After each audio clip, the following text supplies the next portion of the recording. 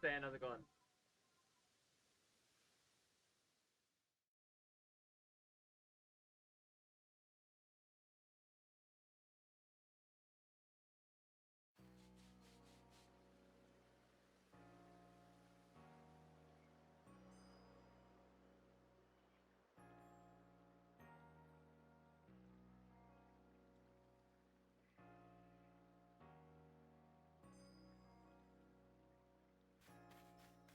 I'm doing alright. How about you?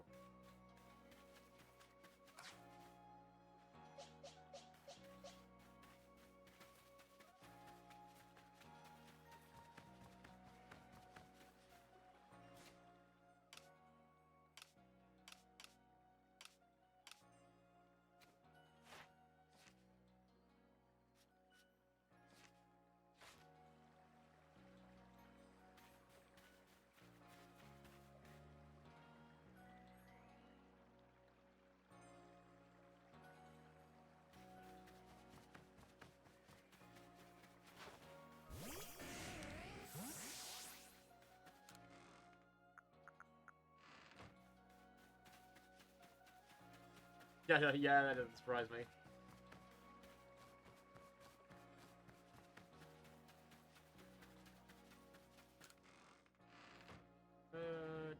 Okay.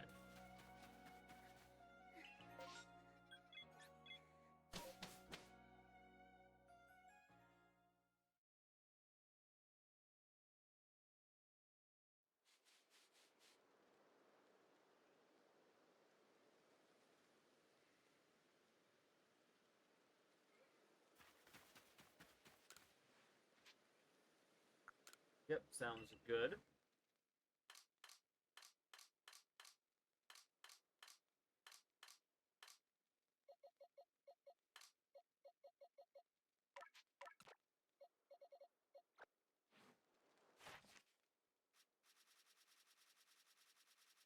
Alright, let's see. What are we dealing with here?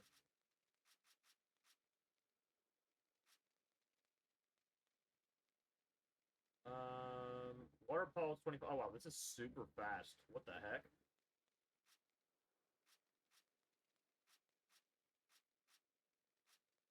Okay. Water pulse and headbutt, strong styles. Alright, let's see what we got then. I already have acid armor. That's already 20 PP. Can I do I have any more? Nope. Alright, I'm not gonna worry about it then. That one move is plenty.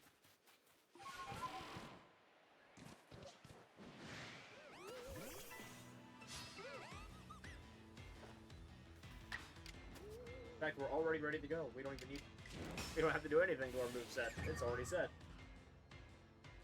That doesn't happen often.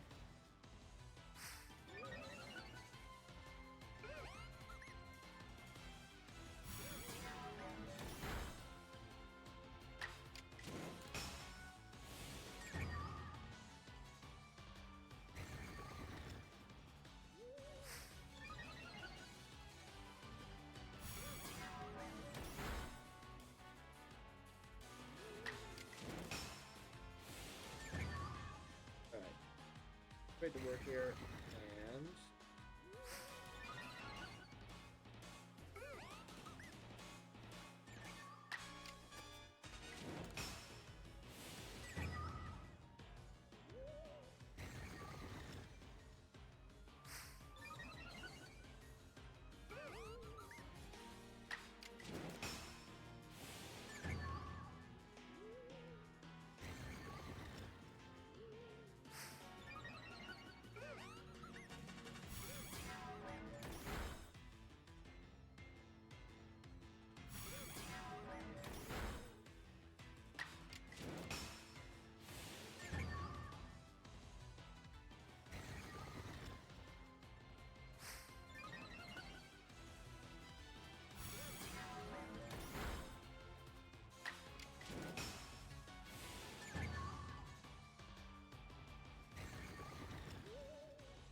I'm curious. Let me see. What we got? Anything interesting?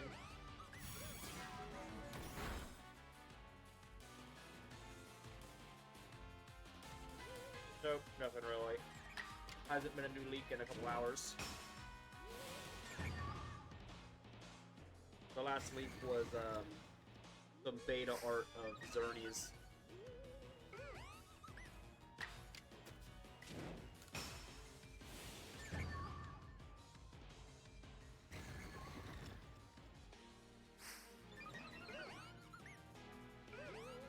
No, nothing too crazy going on in there right now.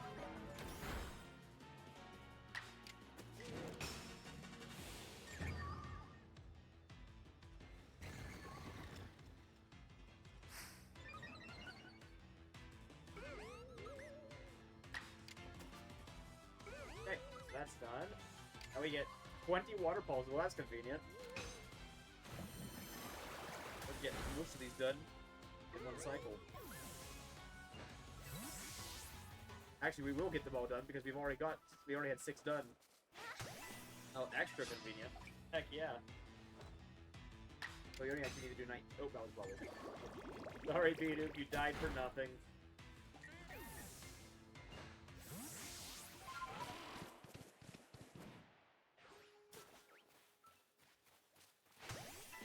You only have to do 19 of them, technically.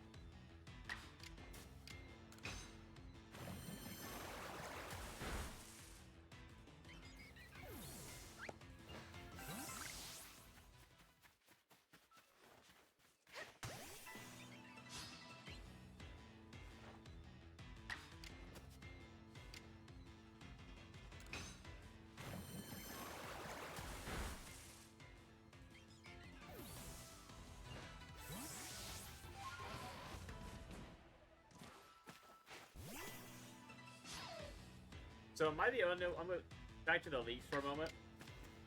Am I the only one who's a little worried that they're gonna that at some point in the next couple of weeks or days even, the entirety of Legends EA is gonna get posted online, like just the full game file? Because if that happens, it's gonna be, I don't even know what's gonna happen. That'll be not good. It'll be impossible to avoid spoilers, and yeah, it's gonna be... It'll basically ruin the entire game for the entire fandom.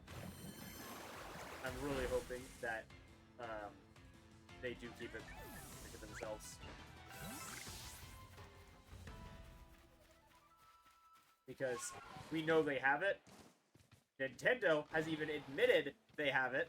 They put out a statement earlier today, basically apologizing for the leaks and any inconveniences they're going to cause. They did, but that was also before they posted those free little things the other day that I shared, like the shiny sparkles returning. They had already said they weren't going to share anything else before that, and they shared more anyways, so... Yeah, at that point, I'm kind of worried that they're going to keep drip feeding it anyways, and it's going to culminate to them just dumping the whole game.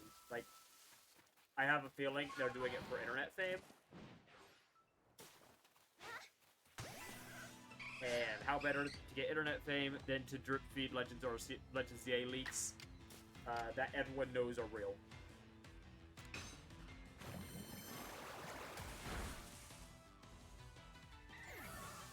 Or to just dump the entire game.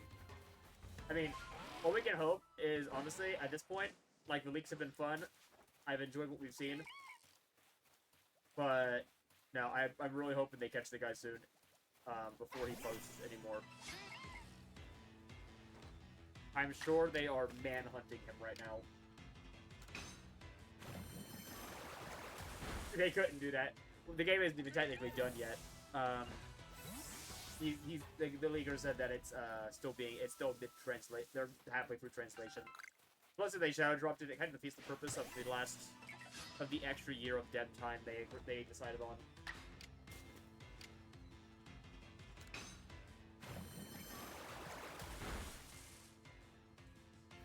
Which I figure they're doing translation work alongside more dev work. I assume I'm assuming basically the whole game is done, and now they're gonna spend the next few months polishing before they ship, which is what they need to do always, instead of rushing it, getting it done, and basically shipping the second translation is done.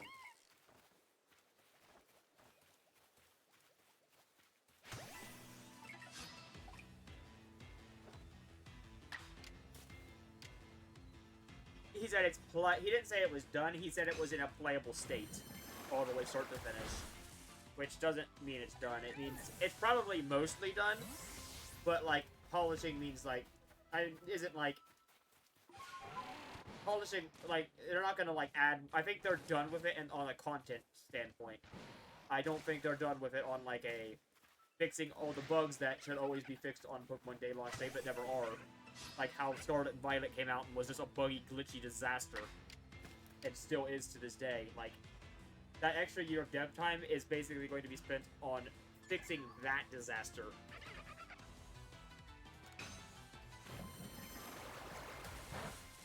So basically, think come November release day, the game is going to be mostly the same in the same state that Scarlet and Violet was on launch day.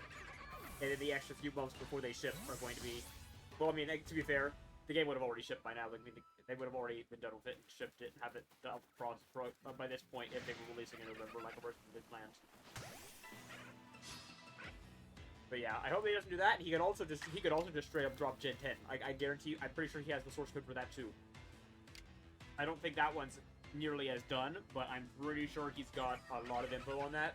I guarantee you he knows the starters, at least. I guarantee you he knows probably a massive chunk of the Pokedex.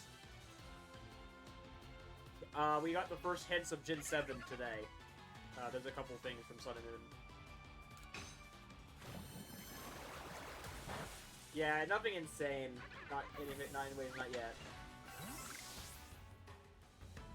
It's still been mostly X and Y, but there was a couple, hold on, let me check this. There was a couple small, Sun and Moon things mixed in.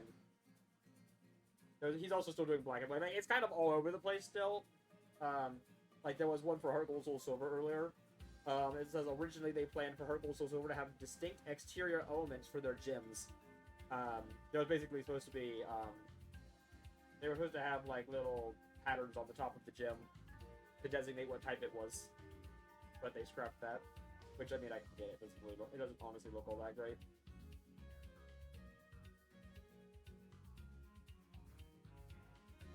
There's a sprite of what looks like Pop Rodriguez out of the coffin.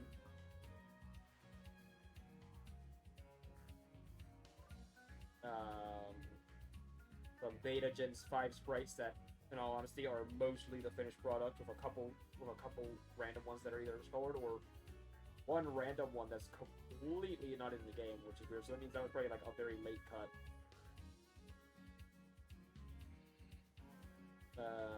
And XY had dive as a scrap mechanic. A dive HM, but it wasn't like, it doesn't look like it was set to work like dive in the past. It basically, you just went underwater and like surfed under the water. The idea right now is that it was probably going to be planned as basically another obstacle one. So like you could get surf, but there'd be obstacles in the water, but you get dive and go under the obstacle, kind of a thing. And that's how you would progress some areas. But I'm assuming they figured people were annoyed enough having to get cut, so needing surf, and then also like people hate. I despise Whirlpool. No, it did not. What? No, it didn't work out that Gen 3. What are you talking about? Gen 3, you just full on went underwater. It had like a whole overworld. Like it changed the map to be underwater, and you can like go up in different areas. This one is like full on, like you literally just go under the water. No. As in, like, the map doesn't even change. Like, it's still the exact same tile set. You can still see above water. Everything is identical. You're just 2 tiles deep, basically. Just barely under the water surface. And people are assuming it was, like, there'd be, like, floating, like, buoys or something, and you'd be able to, like, go under them or something. And that would basically be the use of dive. But I'm assuming they figured it was pointless, since it's basically just cut on the water. Is basically what it was turning into, and people already were. This was at the point where people were already begging for them to make changes to HMs. So they probably figured not to worry about it. Oh crap! Plus, let's be real. I don't think there's that much water in XY, so I don't feel like it would have had many uses. Like I'm trying to think about the map in XY. Yeah, there's really not much water. God, rock climb in Heart Gold Soul Silver. I always forget it even exists. Because you have to like get through all 8 badges of Kanto to get it, right? And then it's just used to like catch a Talo in a tree, basically. Like it lets you get special headbutt counters. Basically all it's used for.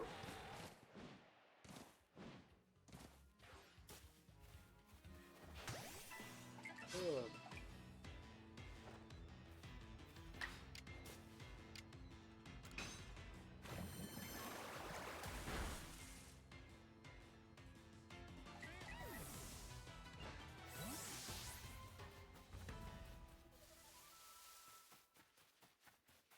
You did not take that Rapidash.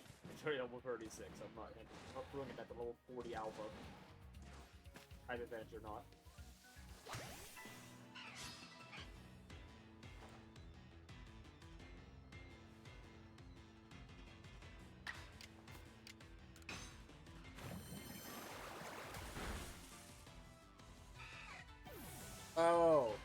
Oh god, yeah, that's actually, I forgot about that part. I have only fought Red once in Heart Gold Soul Silver, so I had actually completely forgotten about that. That's actually kind of nuts. To be fair, everyone acts like Red is a hard fight, which he is, but it's mostly just because the level curves in Heart Gold Soul Silver are garbage.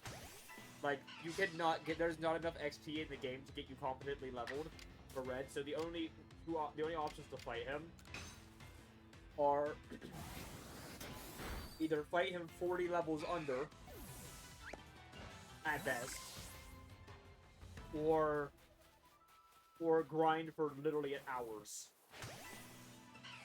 So the only so basically everyone just uses X items and sweeps them because his Pikachu can't do crap if you just sit out a ground type.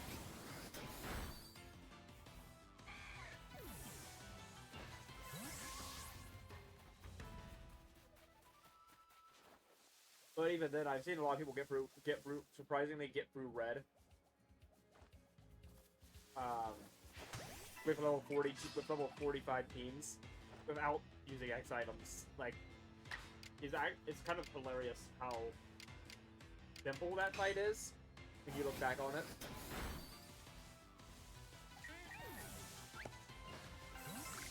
Yeah, it is dumb. It shouldn't be like that.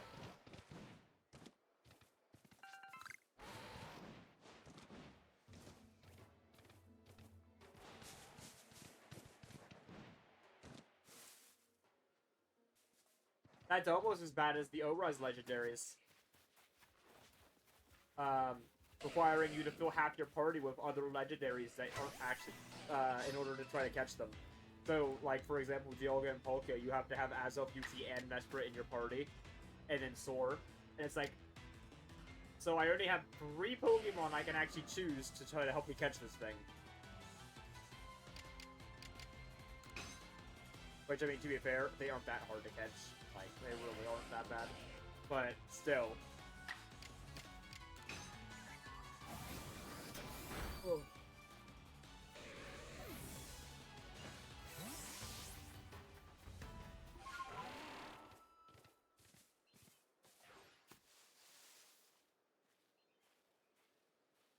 Yeah, exactly. But still.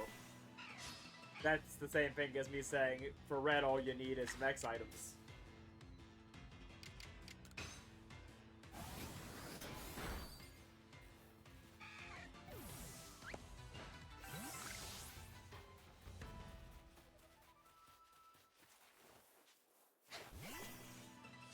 Oh.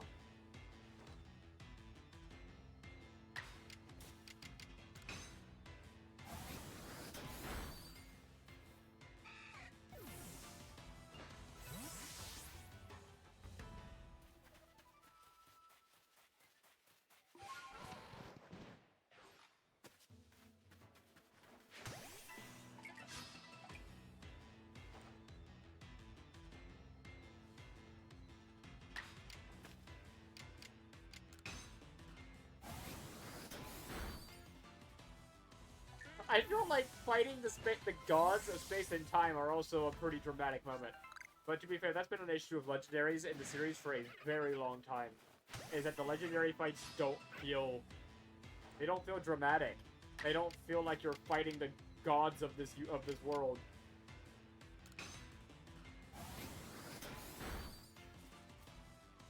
They kind of struggled with that for a while. I think the closest they got was Legends Arceus with the Giratina fight, again with Volo. That one felt pretty dramatic. Especially with the whole, like, coming in from the portal and the Giratina strike her down line, like, yeah, that was pretty cool. Because it actually felt like, oh, shit. That's not good. But usually it's just like, oh, alright. Master Ball time. Even the level 100 Giratina Super Boss in Brilliant Diamond and Shining Pearl, I two-shot. And I didn't use it, and I didn't lose a single Pokemon.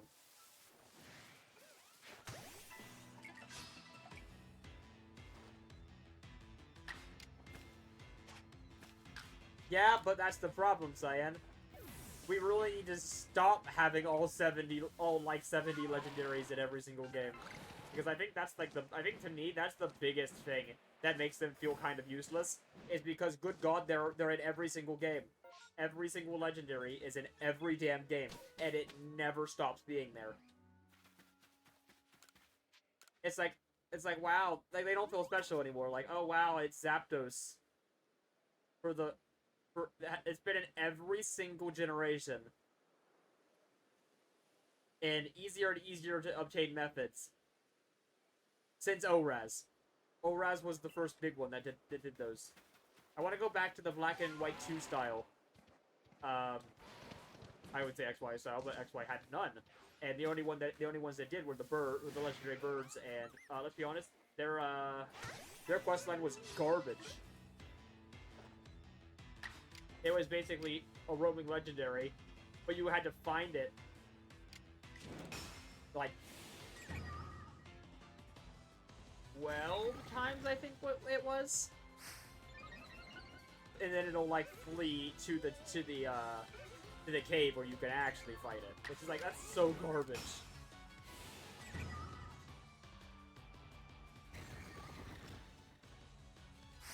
The battle itself doesn't need to be too crazy. I just feel like they need to make the things around the battle more interesting. Like, fighting every single legendary in Dynamax Raid Adventures, for example, is really boring. Like, it doesn't feel interesting. It just feels like we shoved them in there because we can. And to me, that shouldn't be how legendaries are. They don't feel legendary anymore. They feel like little free handouts.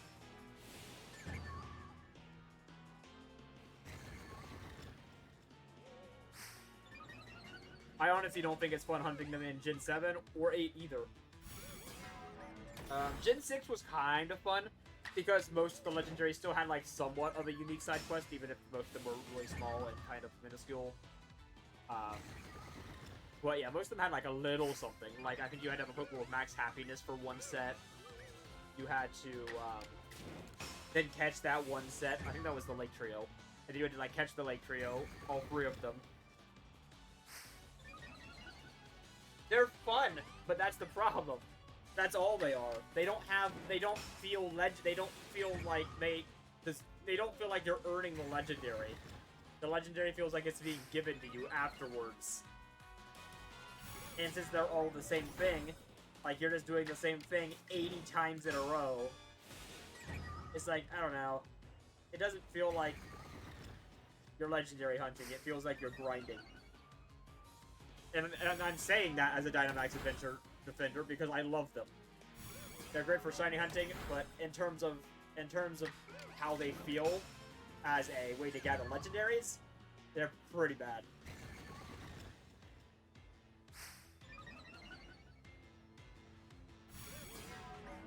I would like to hear why you think that the legendaries are good in that, personally.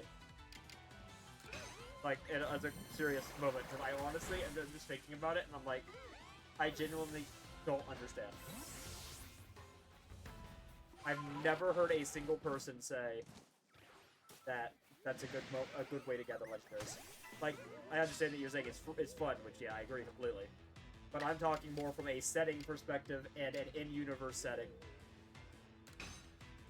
I'm saying that I feel like it cheapens the legendaries. Like, I remember the days when you'd go out on the playground.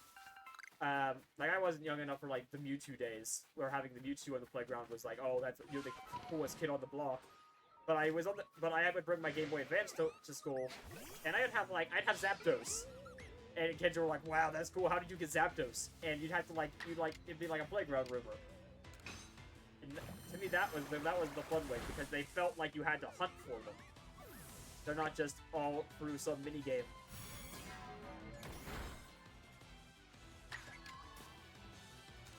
Honestly, I think they're... Well, honestly, I'm gonna be honest, I don't think they're very climatic either, because I feel like...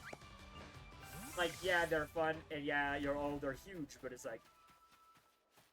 I don't feel like to me, when I fight in Dynamax Adventures, I don't feel like I'm fighting the legendary. I feel like I'm fighting the statistics, if that makes sense. Because since every battle is the same, like, in, like, theming, to me, when I get to the end, that Zapdos is, like, say I'm hunting Zapdos. That Zapdos I'm fighting is no different from the Jolteon that I fought in the wave right before it. Because they're all the exact same. Like, yeah, the music changes, but the gameplay is the exact same.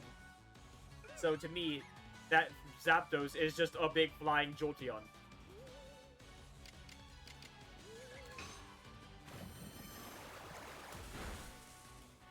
That's okay. Okay, that is kind of fair. That is fair.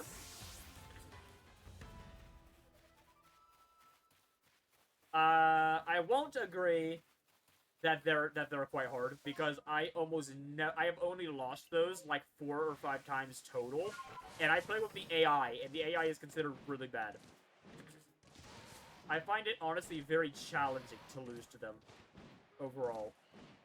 The only one that I find really hard is the Zygarde one, but everyone finds that one hard. Like, for example, when I hunted Latios in raids, it took me like 30 goes through it, and I didn't lose a single time. I got through the Latios with AI, with the AI, every single time for 30 straight raid adventures, without even coming close to losing.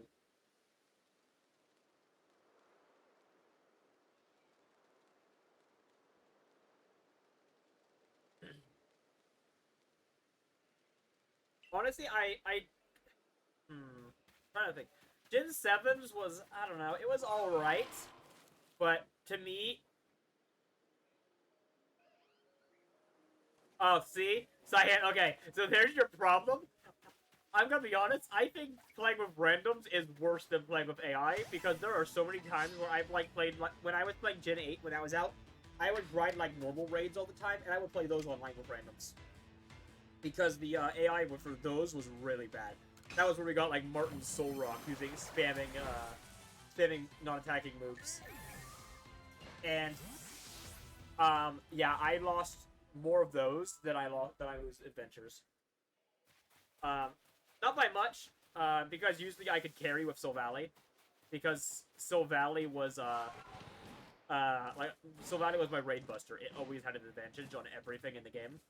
Because I could just change out its type and Dynamax, and then just use the G-Max move of whatever type I want.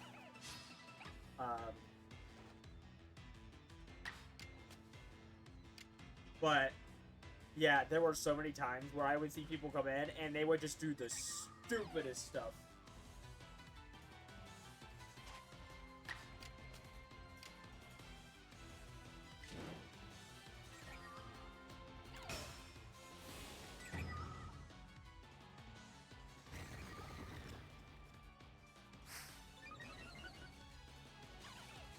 I do think we lost one when we did our little thing a couple weeks ago, against Zapdos, but yeah, other than that, I don't think we really struggled too much. Or no, we didn't lose to Zapdos, we lost to, what was that? Was that Dialga we lost to?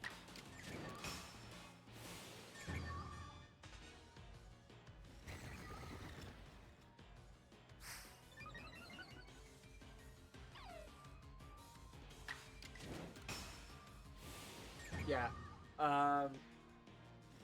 But yeah, honestly, to be fair, I think at that one we just had horrible luck with our Pokemon because we didn't have like anything good to fight the thing when we got there. But oh well, that happens every now and then.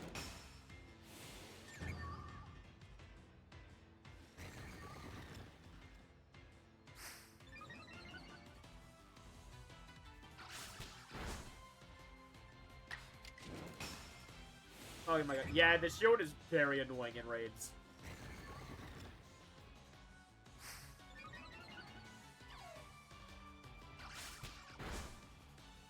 In fact, the shields were continued to be the most annoying thing going into Radical Red when I was doing the mastery for that and retro achievements.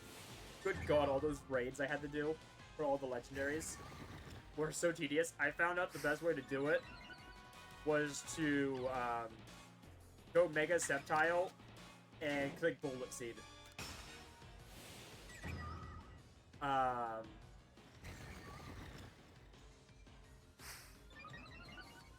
Because you could break the shields in one turn. I don't know if you could do that in Gen 8 or not, using multi-hit moves. Alright, we're through Astronomers now. I think we're basically about done. We just have like 2 or 3 more dead headbutts to get through. Yeah, multi-hit moves did work in Radical Red, and you could break down the entire shield in one turn. In fact, I literally had to do that for Shaman, I want to say it was. There was one that, because you have a 10-turn limit for them, and Shaman has, like, healing moves, so if you don't break that damn shield in one turn, you will run out of turns and lose. Like, no matter how much damage you do, because it will outlast those 10 turns, no matter otherwise. It was so annoying. That one was so tedious. I'm also so glad I grinded those Master Balls through the Battle Simulator, because, oh my god, trying to catch those things with Ultra Balls, I would have been there forever.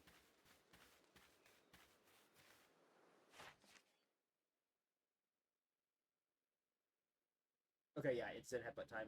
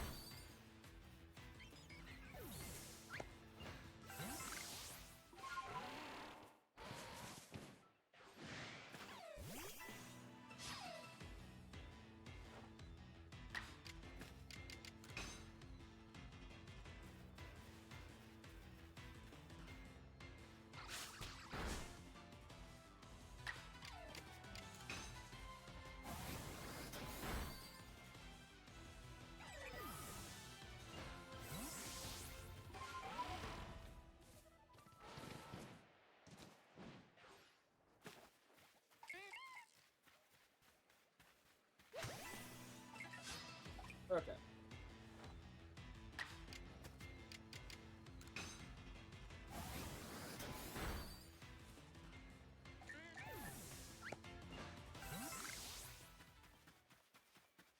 I'm still proud of that Radical Red mastery, by the way. I looked into it the other day, and let me double check this, because it might have changed in the last couple days. I doubt it. Retro achievements, Radical Red, my little badge here.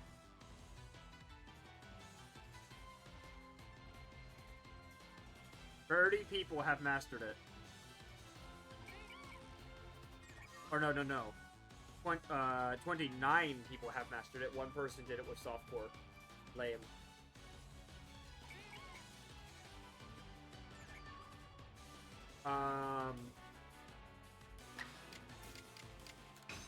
I was number 22. So, and I got it on August 4th, according to this. So what? So that was 8-4. It is. Yeah, it is 10-15.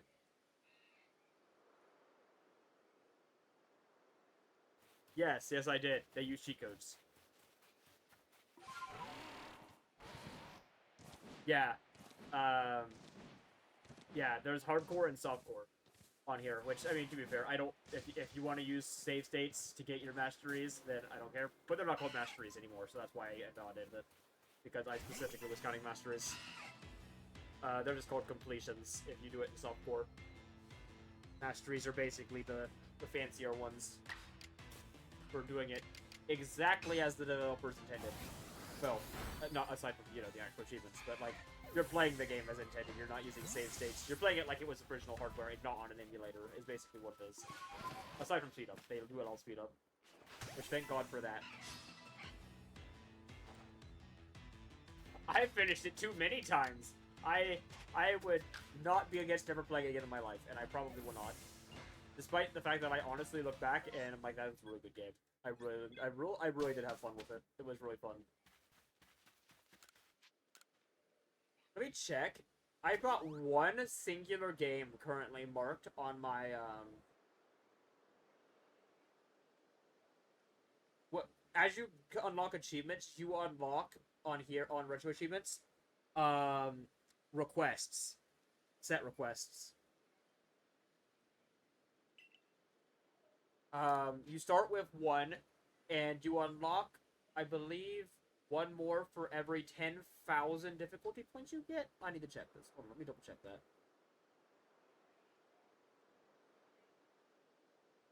Does it tell me how you get it?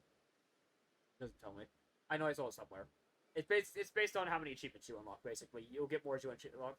So I'm up to 3 total set requests. I have 2 still available. I've only used 1. I requested it on Pokemon Blaze Black and Volt White, the ROM hack.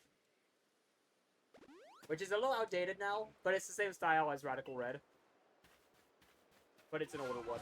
It's from around the XY days. Oh, looky. It's been a long time. Hi, buddy. Join my collection. Thank you. Shiny number 80.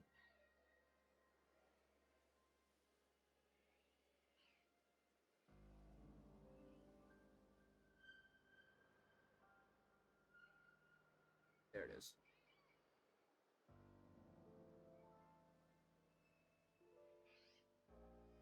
Okay. We're just gonna gloss over that real quick because honestly, I don't really care.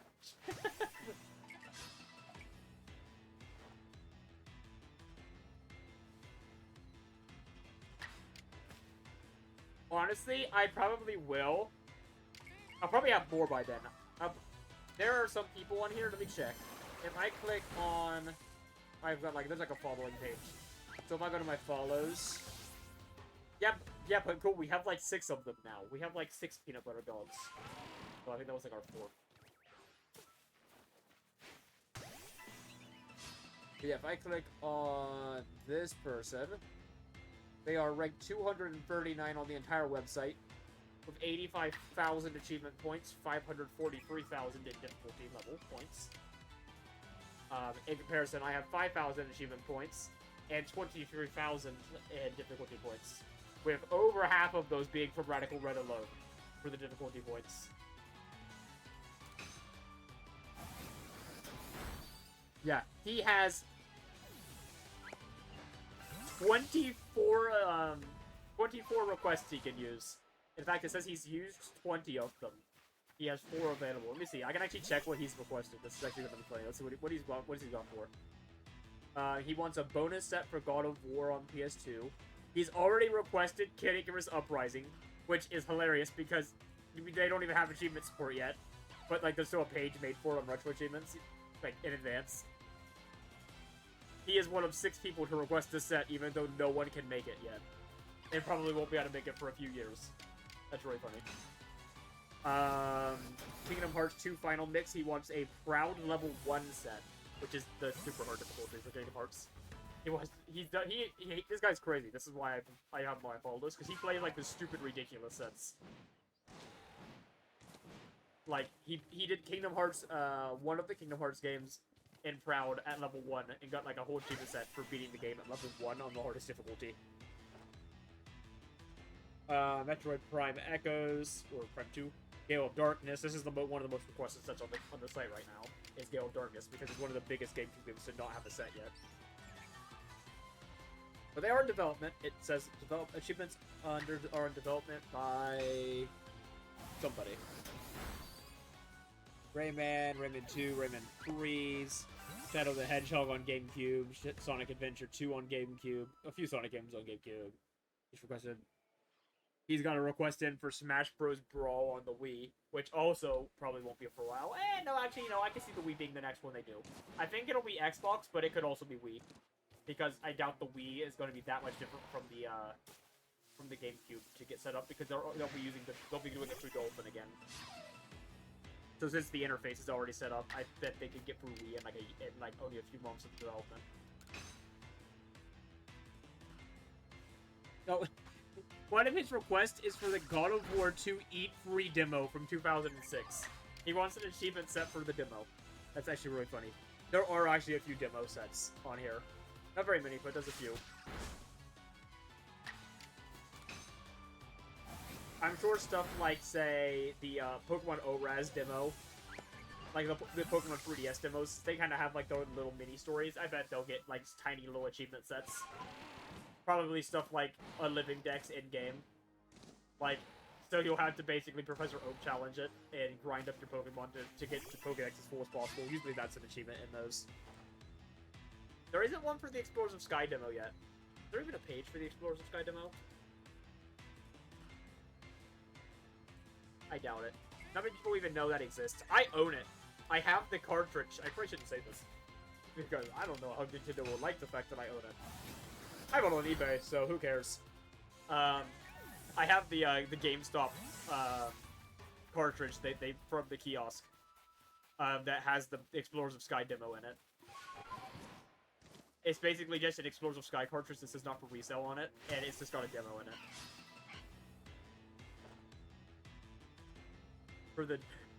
There is probably going to be sets for every demo in Brawl. Yeah, there probably will be. For example, there's already a set for... Let me check this. I think it's one of the Metroid games that comes with... I think it's Metroid. I think it's in development right now. Someone's doing a set for it. If I go to Sets in Progress, scroll down... Someone was doing a subset for, I believe, Metroid Prime? You unlock original Metroid in that game? One of them where you can unlock the original Metroid in the game. And they're doing an achievement set to basically to get all the achievements for Metroid in Metroid Prime. Which is kind of fun.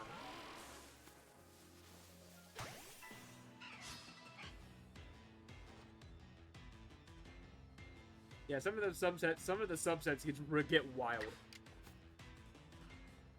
But in a fun way.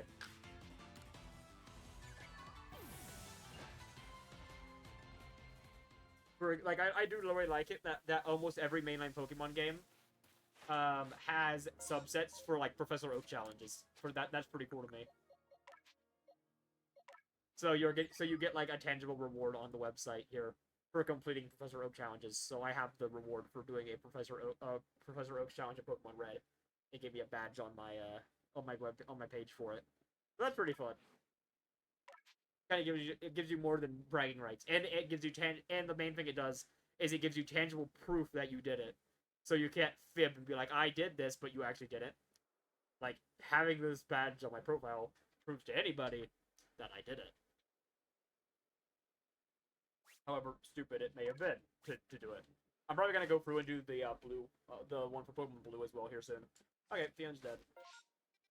But yeah, they have one for blue and yellow on here as well, so I'll probably do blue. After this GameCube wave goes through, which I haven't played a GameCube game in like a week on here, I really need to get through here. I need to master one more game, and then I need to beat one game to get to 10 points and get my bronze badge. And I'm just gonna go with the bronze badge. I have until like the 10th of November, I think. So I've got under a month. And the game I've got to master is almost done. It's just gonna take me like 5 more hours. It's just like a cheap Winnie the Pooh game on GameCube. It's just really, really boring. So I never feel like playing it. It's not even long. It's literally like a 3.5 hour long game. And I've put in about an hour and a half. And I'm just sitting here like, oh, I don't want to go back and do the last little bit. I will eventually. I've just got 2 more levels to get through, and they're about 40 minutes each. So I'll probably sit down and do it. I'll have one of my off days coming up. I just haven't had any off days to sit down and do it. So whenever I do get an off day, I'm like, I don't want to spend my off day doing this, you know? But I'll get it done, and I'll probably do like WarioWare or something, and not finish it, just beat it.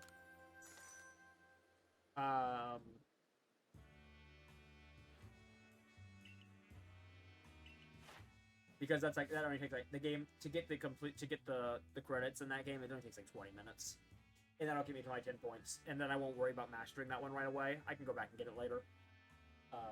It's not too hard of a mastery, but I don't feel like I want to do the full mastery right away. I could, who knows? But I just want to hit 10 points. That's the main thing. Anyways, Fion's done. Let me update the perfect tracker. That didn't actually take that long. Under an hour. I like to keep them under an hour because it means we're on pace for free. So there's that. Open up this. Scroll to the bottom box here. Mark that. And alright, Silcoon time. What do I need for Silcoon?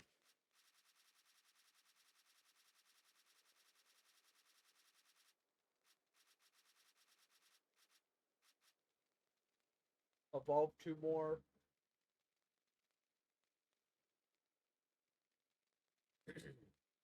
Poison Sting 25 times. Okay.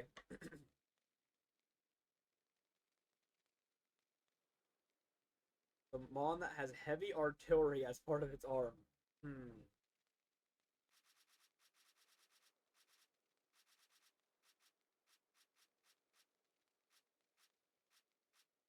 Mag Mortar? That's what came to mind.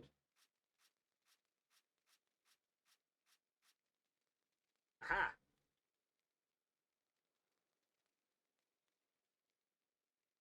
70 Strongs, 40 Fire Blasts, 40 Flamethrower, 25 Fire Punch. Okay.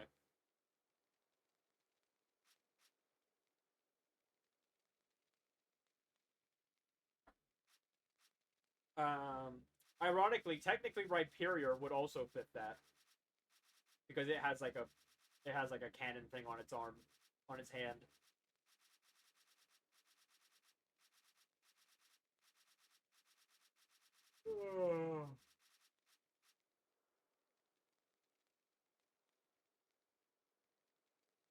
Or Garbodor if it was in the game. If you count the gas pump cannon on its arm. It has heavy artillery.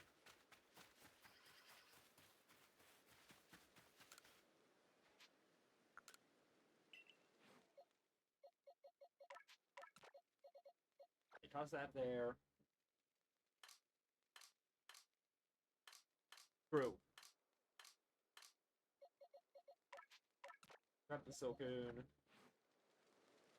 Actually, no, don't grab the Silcoon. Let's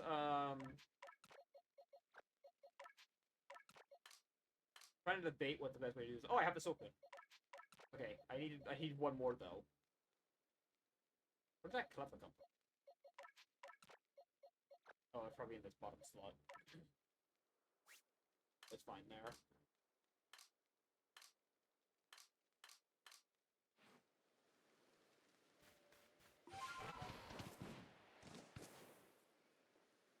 I'm trying to think. I can probably there's probably a soap in here. Oh, it's nighttime. Hold on. There won't be a soap until I change.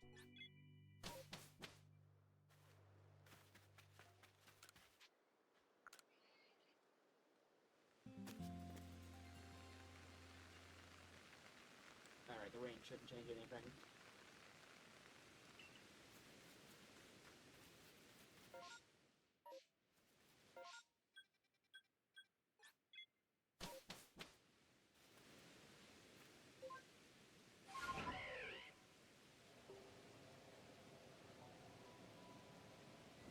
What would soap pin be? It's like over this way, I believe.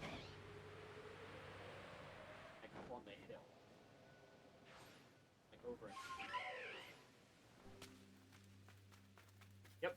Look at that. Look at my memory. Oh, heck yeah. I'm so good at this game. Which is to say, I've played way too many hours of this game. Okay. Now let's go...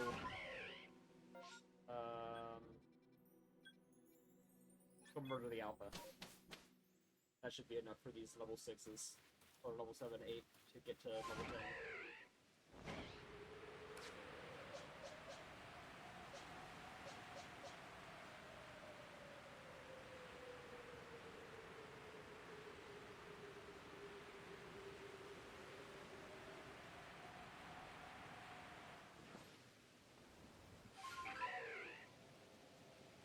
Crap, it's raining, so I can't get that. Fine. Rest again. I always forget that the rapid dash goes away in the rain. Which is a fun little detail, until you need to kill that thing. And then it's not a fun detail.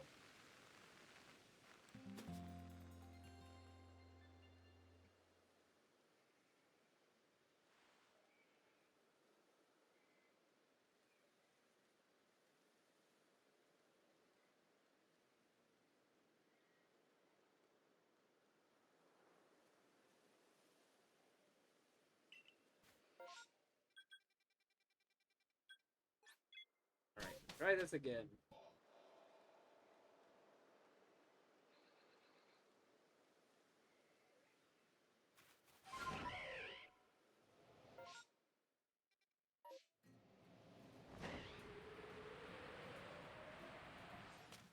What the heck? I didn't know you could even land up there. Oh, it's gonna push me around the corner.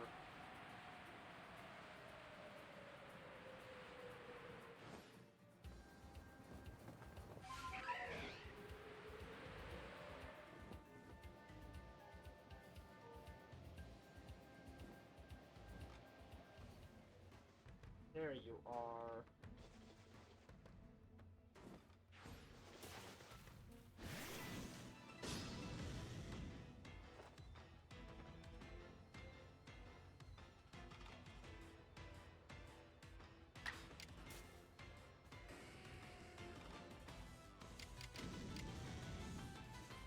Alright.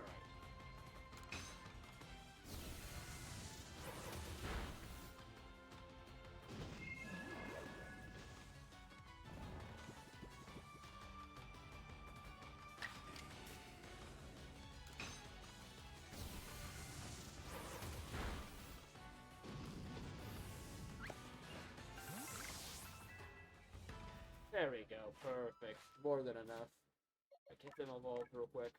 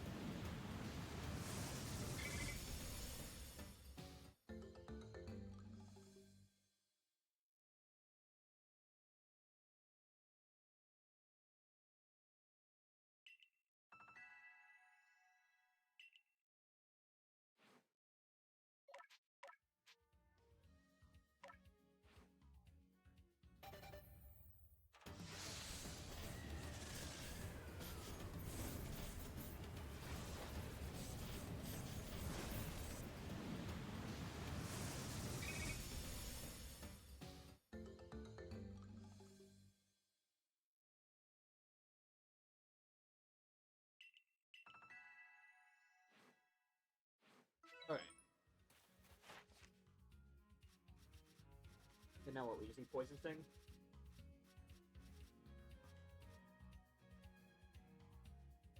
Yep, okay, 25 Poison Stings, let's do it.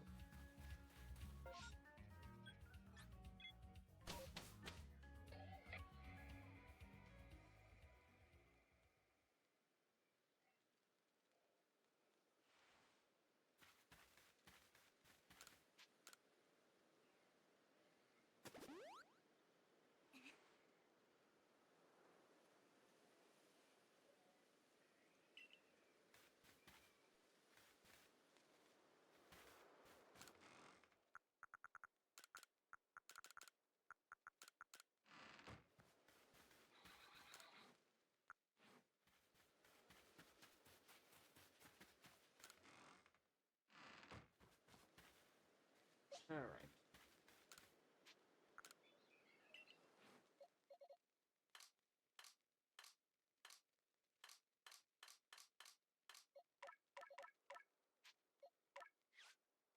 What's those?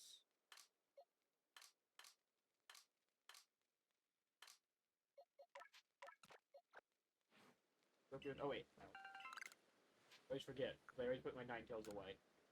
I need to remember to grab them back. Can't leave the Ninetales behind. It would be a sin.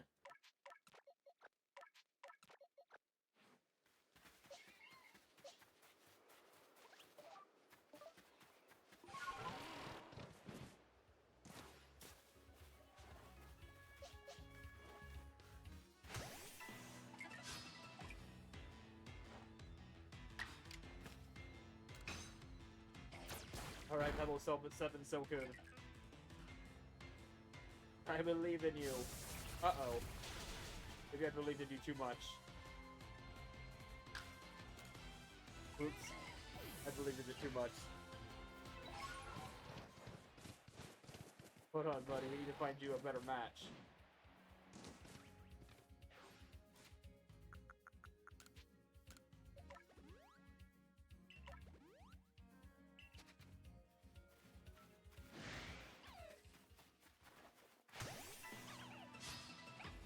God, those things have rule out. That'll do. Level 2.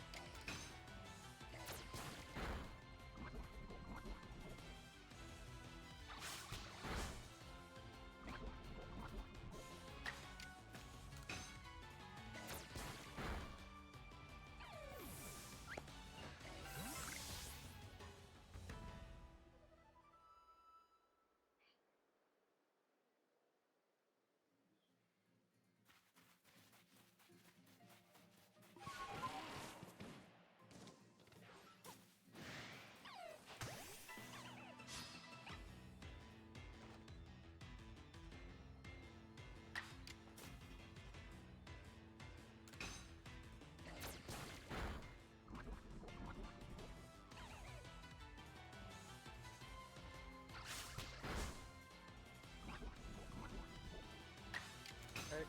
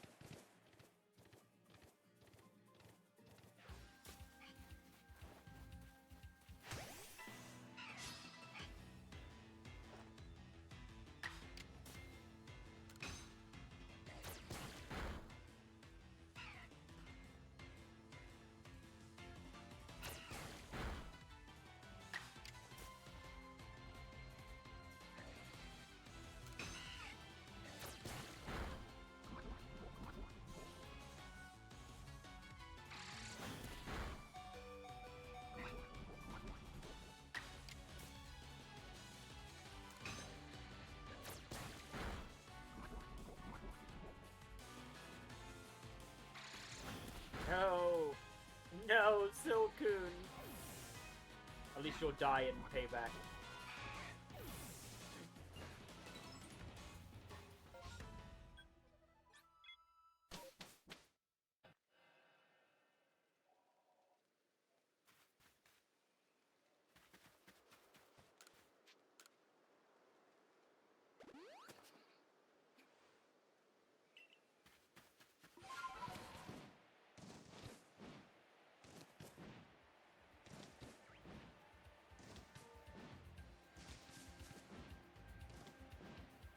Fine.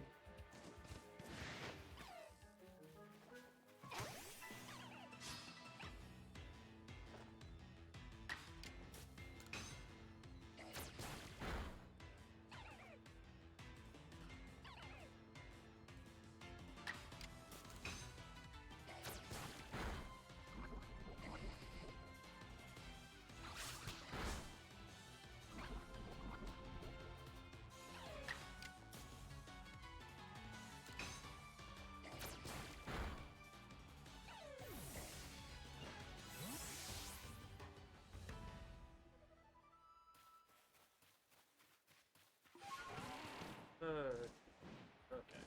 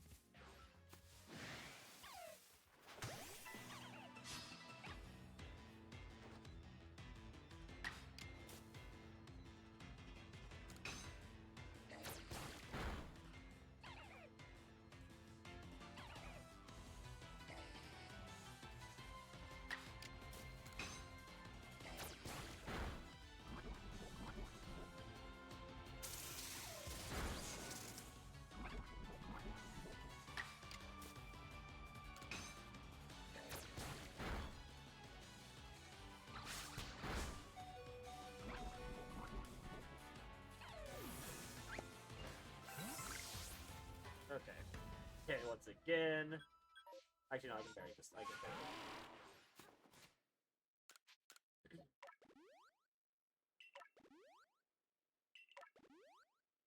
We're gonna get a level up soon. Don't you worry, Soku, you're gonna get stronger.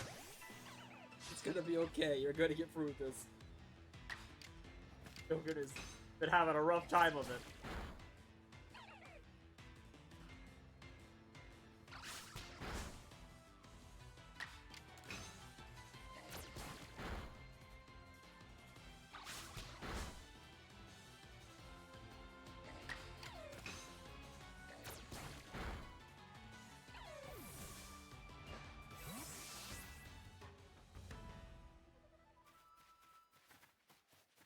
Two more.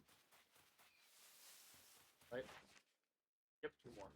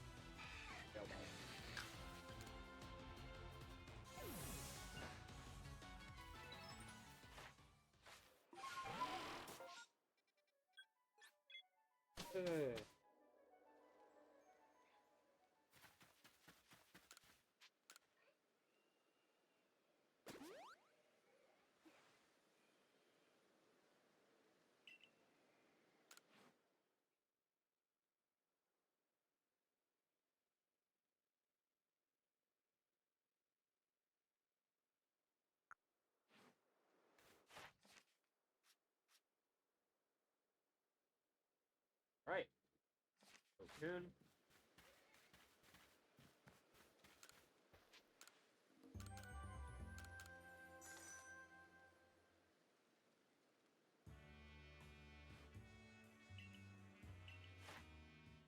Number 120. We've gathered all the power stars. God. We should stream 3D platformer sometime. I could technically do the retro achievements for Sunshine and 64. Sunshine wouldn't be that bad. 64 is gonna. I do not want to do the retro achievements for 64. I probably will eventually because like it's can't do retro achievements and not get the full set for Mario 64. But like some of those in Mario 64 are so dumb and really don't deserve to be achievements. They're clearly they've clearly been added just for the sake of adding hard achievements to an easy game. And yeah, they're hard. Needlessly hard and require you to learn things that shouldn't be necessary.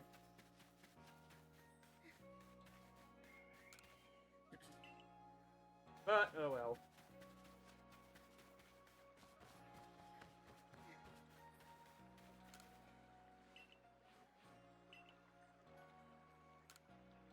Put this away.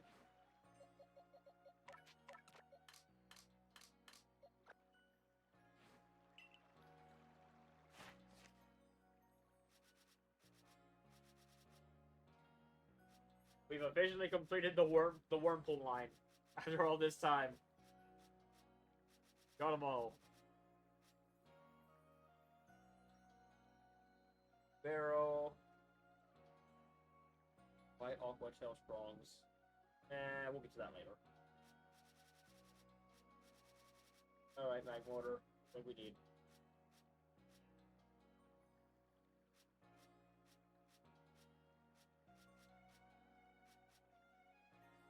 Fire Punch, Flamethrower, Fire Blast.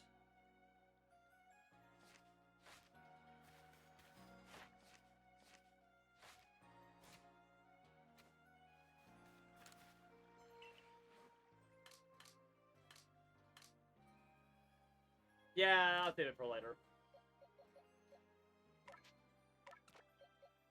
It's kind of an easier one, so I'm just gonna focus on Magmortar for now, because I would prefer to get the hard ones out of the way first. No, not hard, just the tedious small ones out of the way.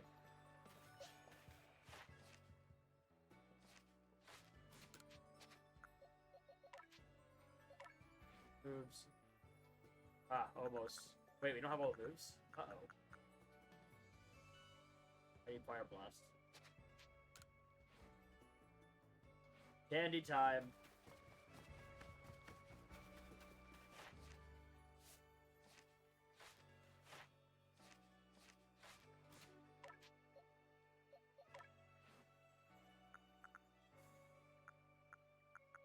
Poison gas is good. That'll be fantastic for our,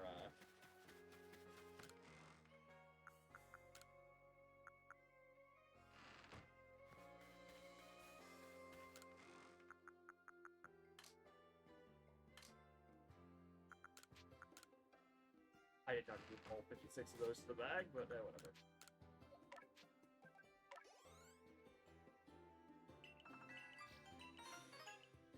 Have enough?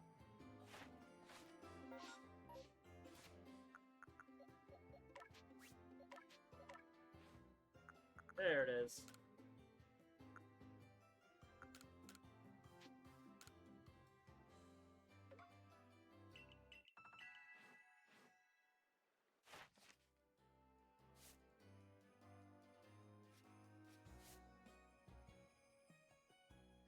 Alright, that works.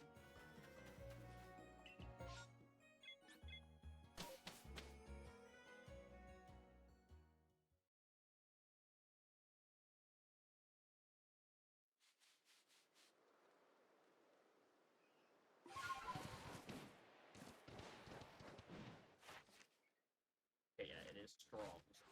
Wait.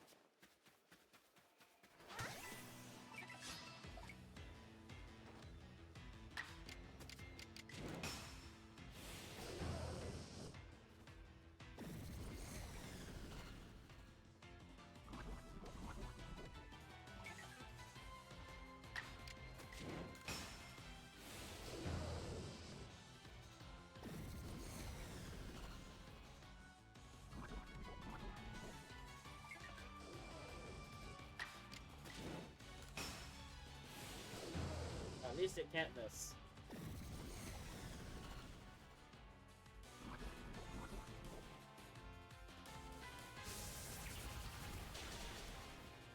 Curious, what's the accuracy on Fire Blast? Still 85.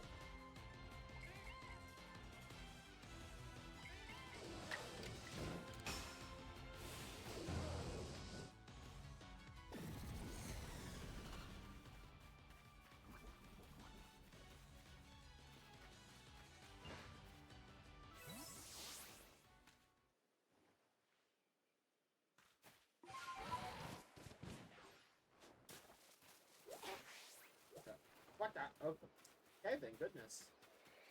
See you later, Poodoops. I guess they don't want to be violently poisoned to death.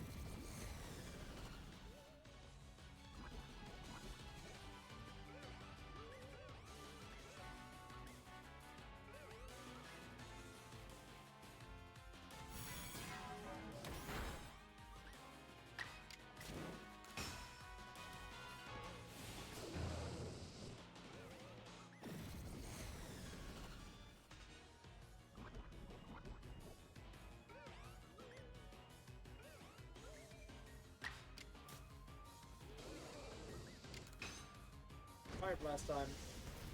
Get up.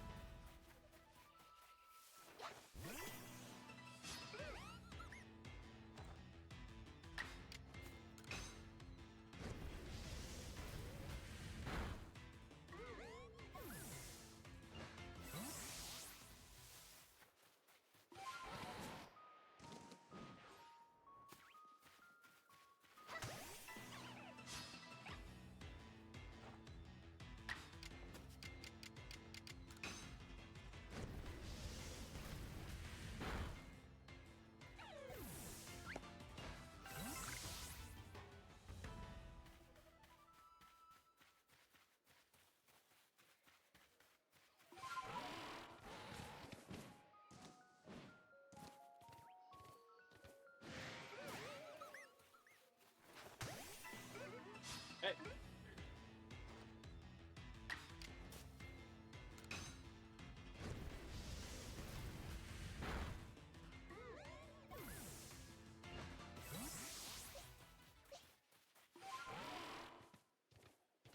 I think I heard. Heard the I like it. Okay, cool. Get it.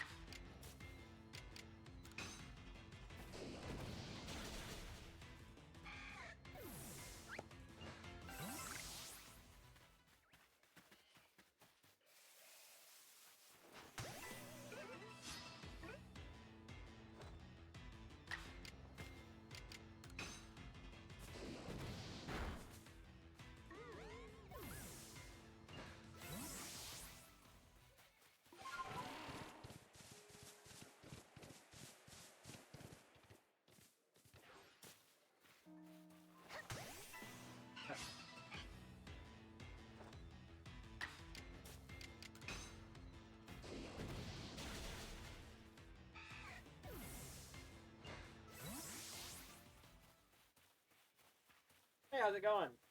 Thanks for stopping by.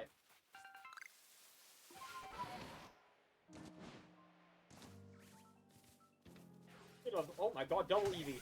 That is only the second time in 250 hours that's happened.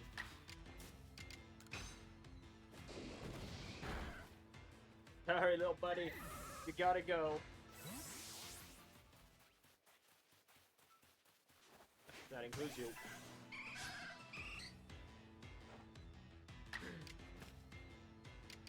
Yeah, well hey, I hope you enjoy this stream.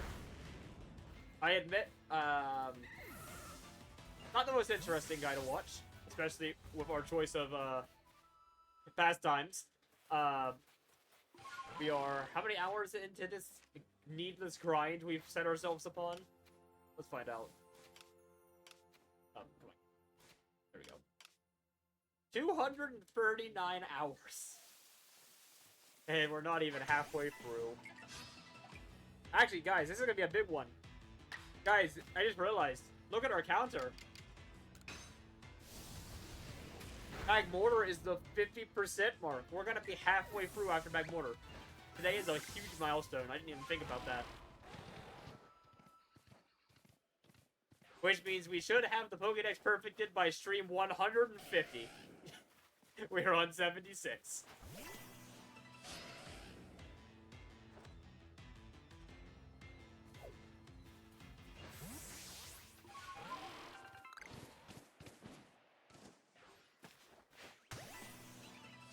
Oh, this will be a big day.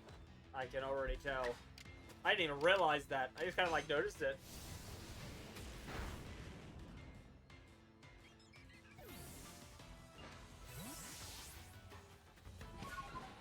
Well, now we definitely gotta get through Magmortar today. Which, I mean, we definitely will. Oh, what the frick? Sorry, Horn Boy, I didn't mean to catch you. Oh yeah, this game's great. I love this game. Obviously, I wouldn't be playing it for this long if I didn't.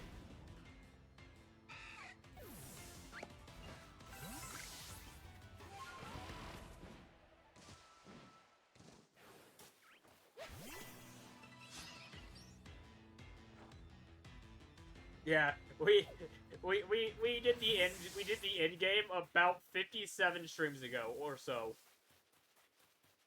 It's been a while.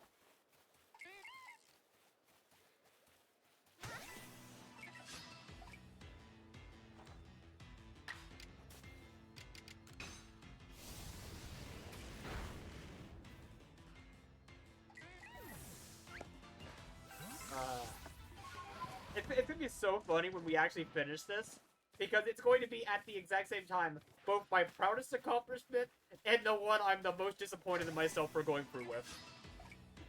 Because it will be this will be the biggest waste of time in my entire life, but it'll be worth it because I'll be able to say I did it, and it will not be the bragging rights I probably think it is.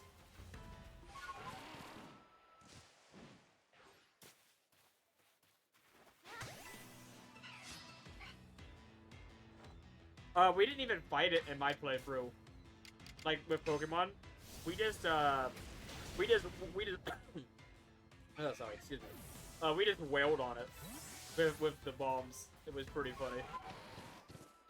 And actually, it was tough. It didn't take us too many tries. How long do you think, Cyan, how long do you think that took us? Like, I don't know, like 40 minutes or so to beat? It took like 5 or 6 tries, I think. I can't remember exactly. I think it was around that mark.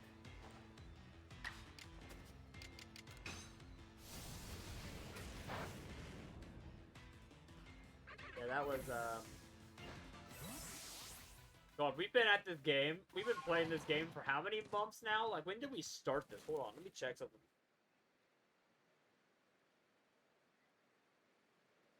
Let me check the VODs.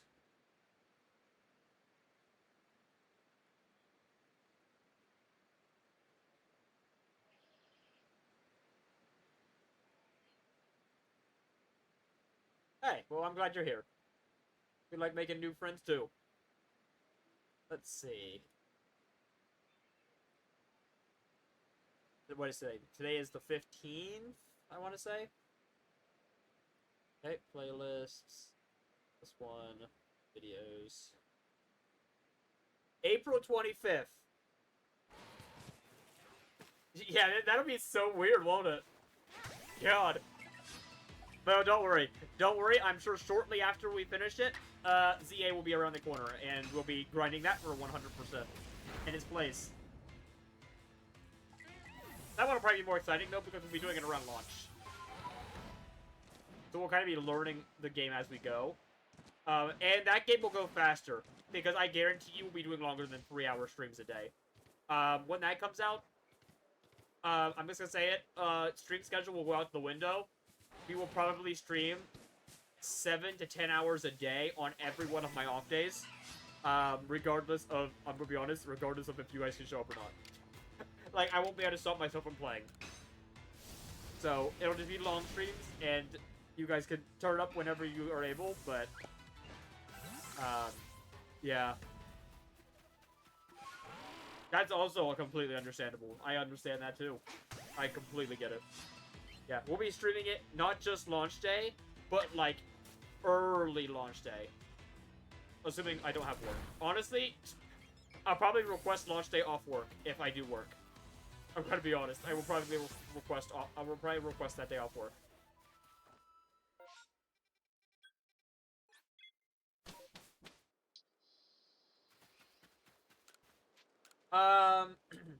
Right now I'm not doing anything crazy. I'm just working at Kohl's right now. Part-time. But I have a degree for, a small degree. It's not like a huge degree. It's, just a 2-year thing. For, game design. I have that. I have my, coding degree. But I have yet to do anything with it. I'll get around to it eventually. I gotta work up some more ideas and... gotta code something. Pick a game.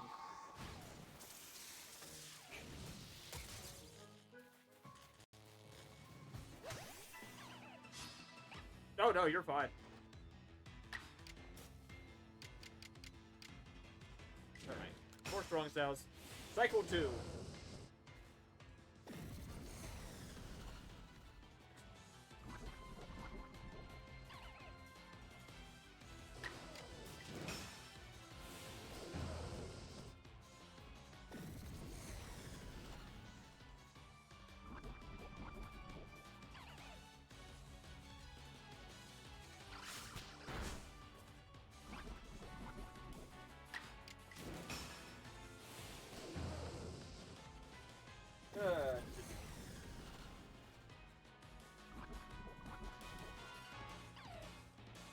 I appreciate the follow, by the way. I didn't notice it at first.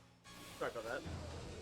I have a couple tabs up covering up the screen. Yeah, exactly. Static is the main fun. Yeah, exactly. It's not nearly as fun when there's nobody to talk to. You're just sitting here awkwardly, recording yourself play a game while being completely silent. Like that's boring. Who wants to watch that?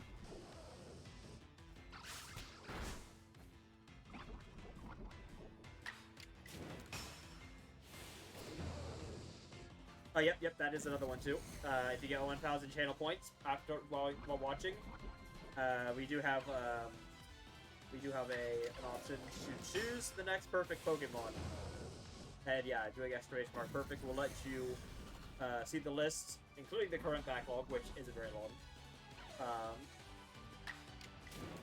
But yeah, it'll let you pick something using your channel points once you accumulate enough. And you can do, I believe it's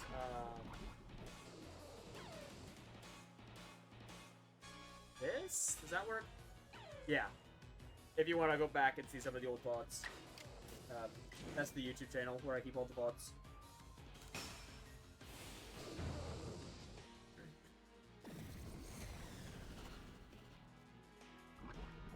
As far as games we play around here, we mix it up very frequently.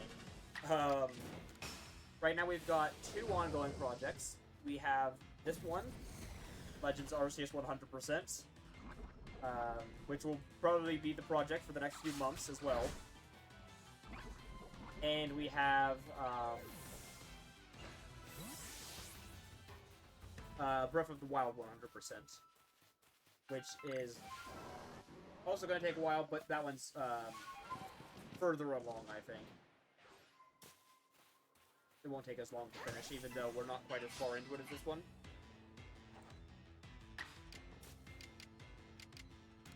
And we'll be starting the new Atlas RPG. We'll be starting Meta 4. We'll be doing its Platinum Trophy on stream.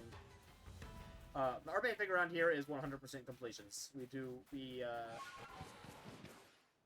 100% games. We do it all. Hey, I appreciate that.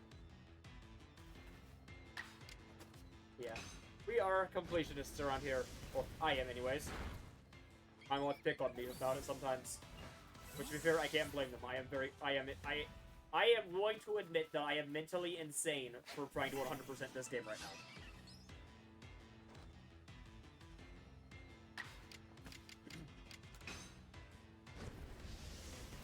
But yeah, we've done a few games on stream so far. We did Persona 3 Portable, and then we went straight into and did Reload. That was around the time the game was coming out, so we did both versions because that was kind of interesting to play the original first. We've done Super Mario Wonder 100%. Completed that. We did Persona 3 Dancing. We've done all the Persona 3 games. All the Persona 3 games we've finished.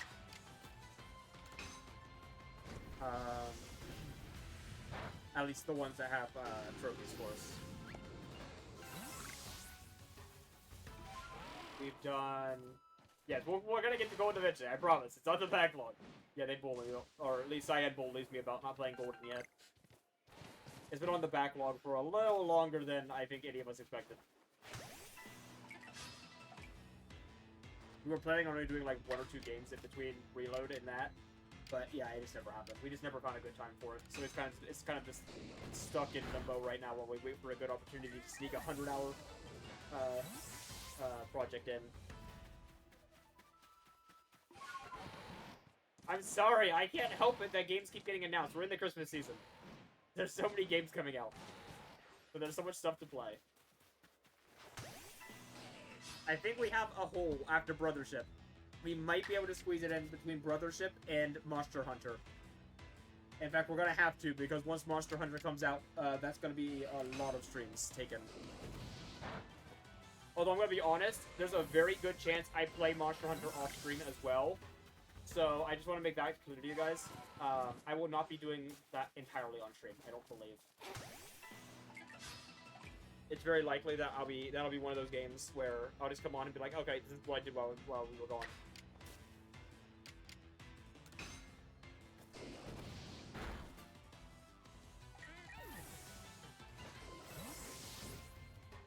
Mainly because that game is going to be like a 600-hour platinum trophy if others are to be believed, if the other games are to be believed. I just need to get through World. We need to do Monster Hunter World.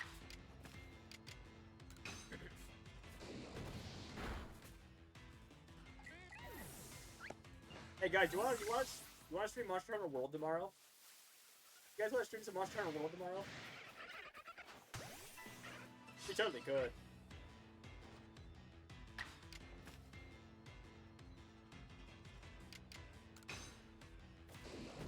Oh, Eevee. Yeah, Eevee was kind of tedious. It wasn't too bad. We've done worse in this playthrough so far. But yeah, early game Eevee is definitely annoying. Here, let me show you something.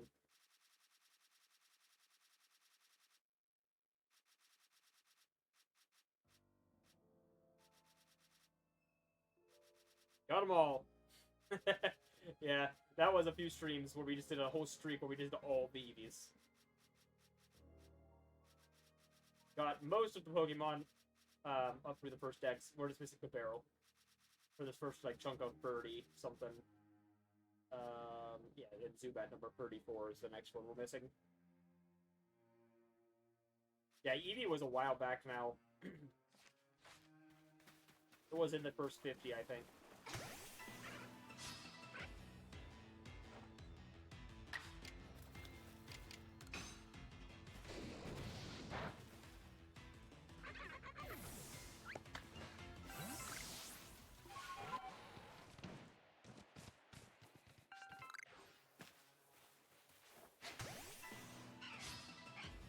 Yeah, poor Eclipse just getting left behind. Fully. She didn't deserve that. But hey, she's still around.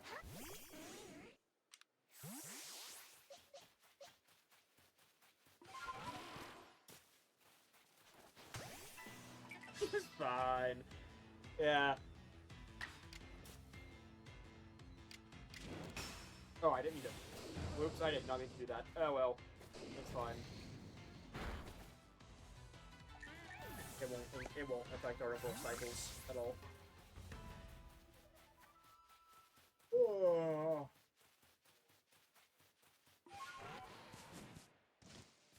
Oh.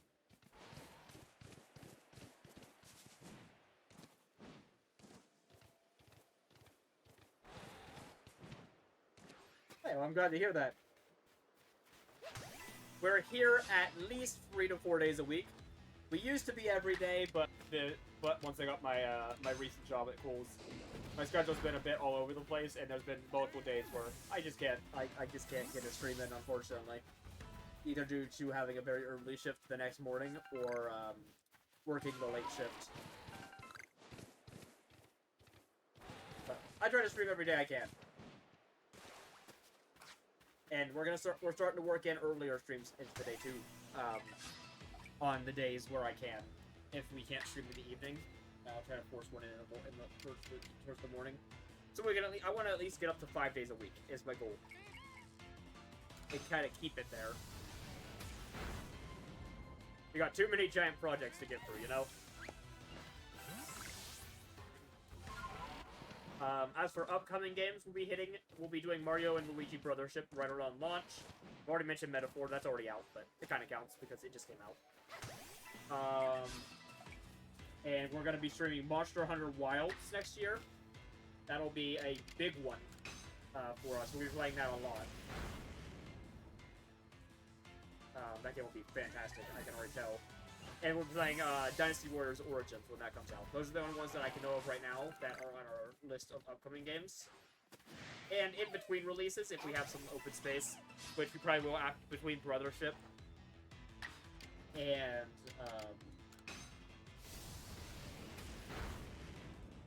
oh wait, what? Between Brothership and Monster Hunter, we'll probably fit in a couple other games. So that'll probably be our gap for Persona 4.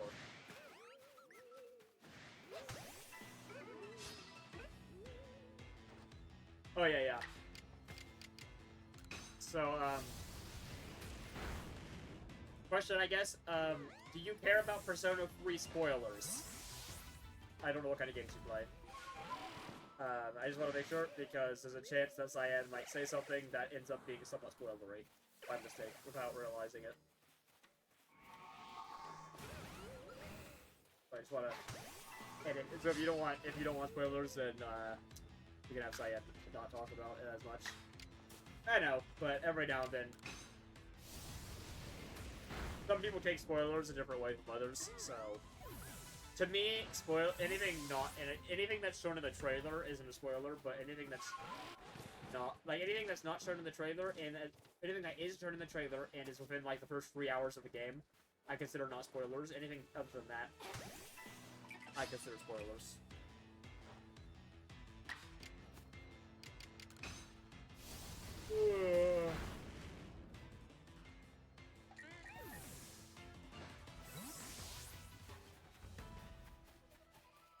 Of course, some people, if they decide not to watch trailers, like for me with Metaphor, then I will be like, I'll point that out. In which case, then I will try to avoid stuff in trailers as well. Just to be nice.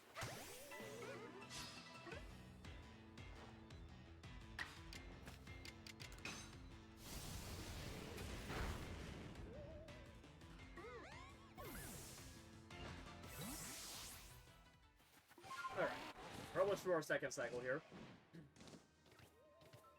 Just a little more here.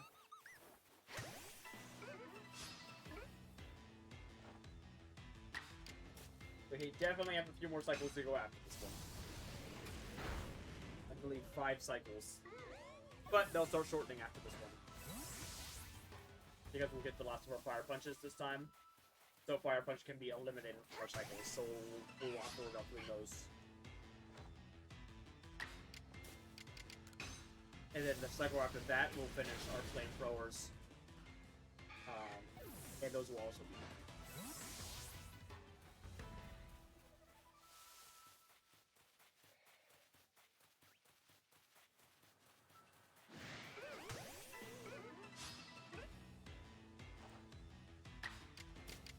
Alright, second cycle's done.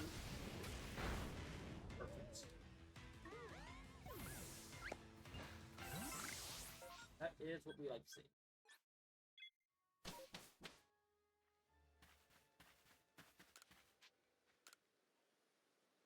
Yeah, see that's the other thing. Sometimes with games like that, like at that point, I don't bother with trailers, and I just consider whatever's in the first little bit of the game.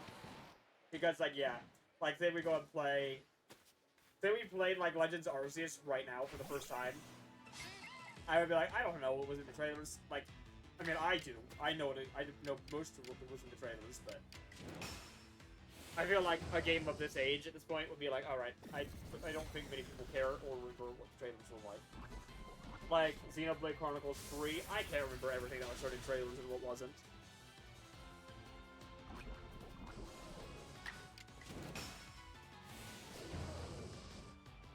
And we really gotta add Xenoblade Trilogy to our to playlist as well. So many games, guys. So many games. You guys don't even understand.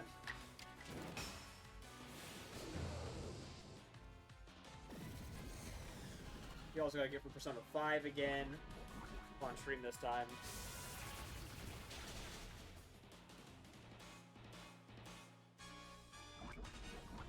Yes, after Golden. I will not do, I promise you, we will not do Persona 5 before Persona 4.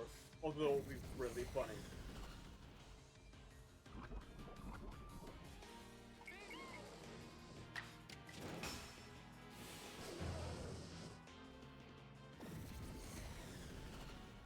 Oh, yeah, that too. I won't do Xenoblade before Golden. No, Golden is, I will say it right now, Golden is the next game we're going to put in the time slot for a bigger game that isn't a new release. So when we have a gap between releases, Golden is the first game up on the list.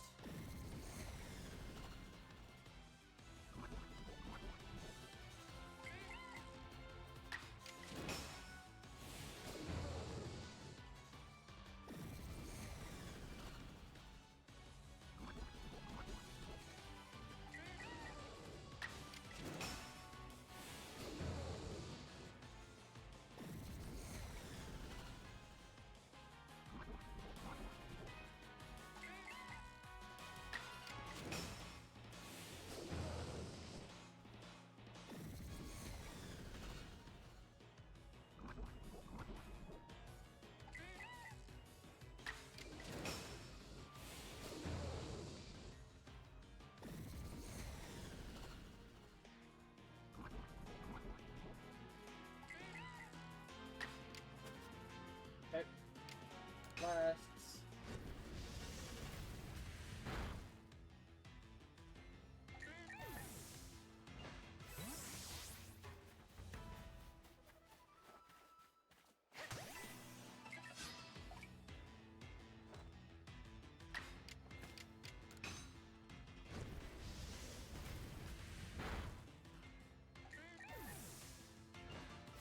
And yeah, then we'll yeah. I think, well, honestly, I'm not sure how next year's gonna go. Oh, did you? That's cool, sweet.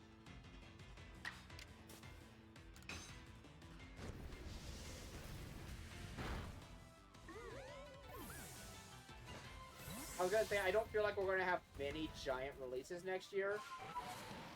But honestly, we already have Monster Hunter Wilds, which we could be streaming for months, for all I know, on and off.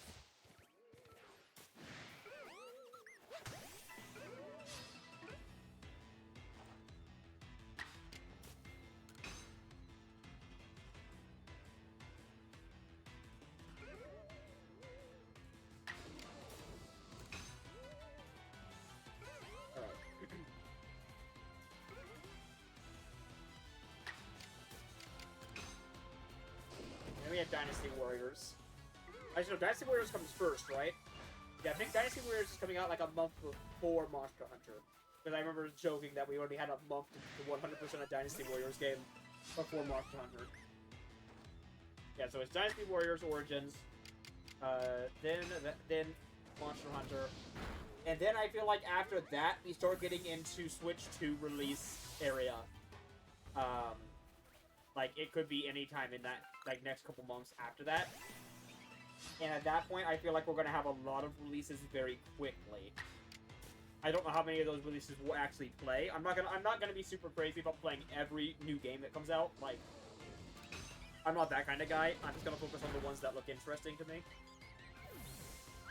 Like, I guarantee you, we will not be playing Prime 4 on launch day. Sorry to all you Prime 4 lovers, if there's any of you. Because I've never even played the first 3 games. They're on my 2 playlists. I don't even own Prime 1 and 2 yet, though, so I literally cannot. I own Prime 3. I'll probably go out and, like, buy the Prime 4 at some point on Wii. That's when I really need to get my collection.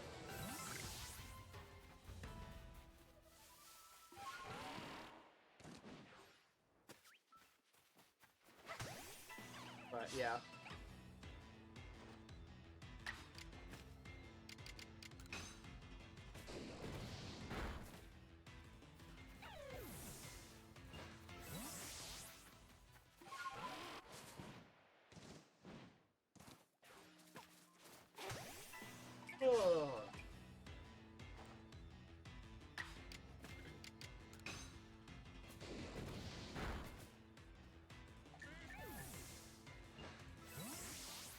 Alright, Fire Punches are done. We can now ignore Fire Punch going forward. So our batches will now be a little smaller. Love it.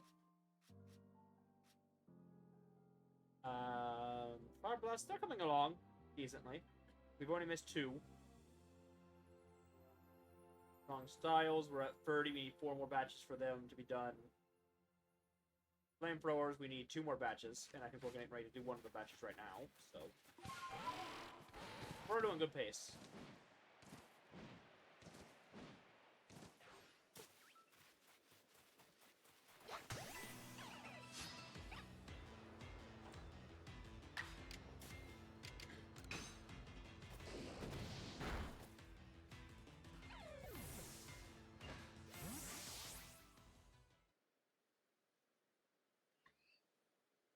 But yeah, main thing is, I'm really hoping that after the first little chunk of next year, we're gonna have a lot of extra time to tackle projects of order releases. Because like right now we have this game and we have Breath of the Wild, but I cannot start any further projects. Which also to me means I need to get through this game. This is why I really want to start streaming Legends Arceus more frequently. At least until our next burnout, and where we go back to once a month. But it would be good to focus on this and Breath of the Wild. Maybe we should focus on Breath of the Wild more, because that one can get done faster. So we can get it completed and out of the way. And then we can focus entirely on this. We'll see. But yeah, I want to get through these 2 massive projects. That is my goal. I don't know when I want the goal done by. And by the way, I'm not gonna consider, as far as Legends Arceus goes, we will probably take a massive break from it at some point. Once we get all the perfect sun. Like, I'm not gonna jump. I don't think with our schedule, I don't think I'm gonna worry about jumping straight into all the challenge battles. We'll probably take a multiple month break from Legends Arceus. We'll consider the challenge partial complete after that, and we'll come back to the challenge battles at some other point in time.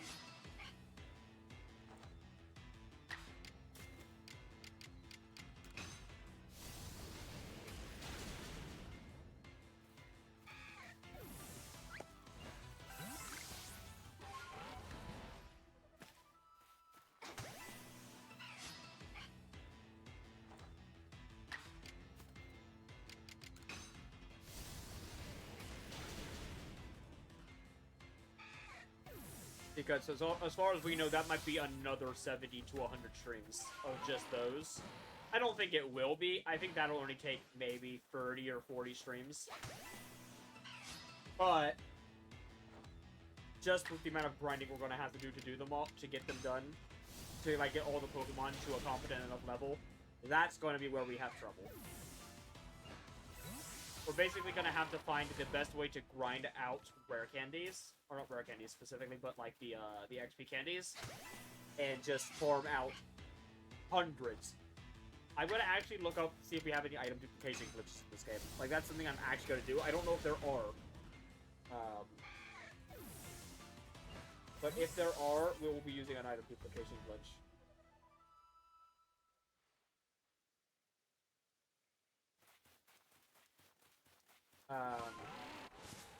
Because that will be our best way. I know there's a money glitch. We've been using the money glitch.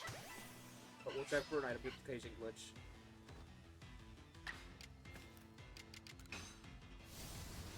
In fact, let's go right now. Is there, let me see, Legends Arceus item duplication glitch.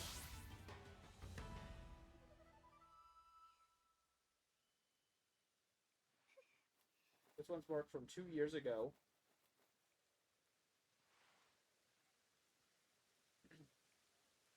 This Legend Arceus glitch takes advantage of the satchels being given to other players without you needing to save.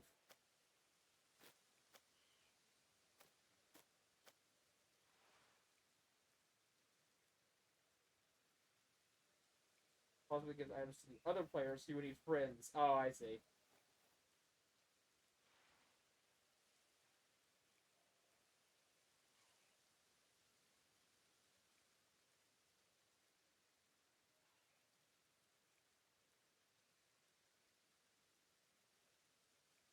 Yeah, so it doesn't sound like that's a very good way. I don't know if there is a good...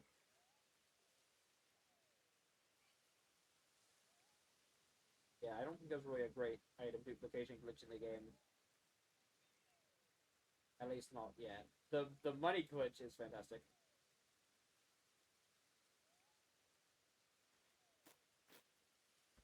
I'll just look up, like, XP tips. I'm sure there's, like, a very good XP farming method in this game. And that's what we'll go with, probably. Because we basically have to get our full living dex up to, like, level 80 at the lowest.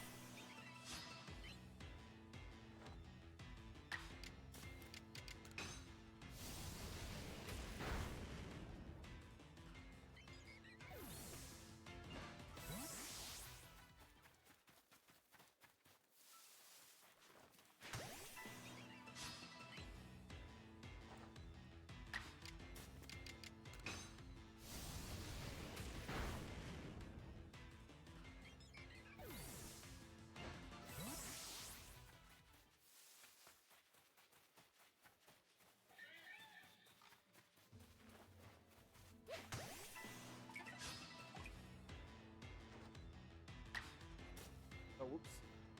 Right. This cycle's done.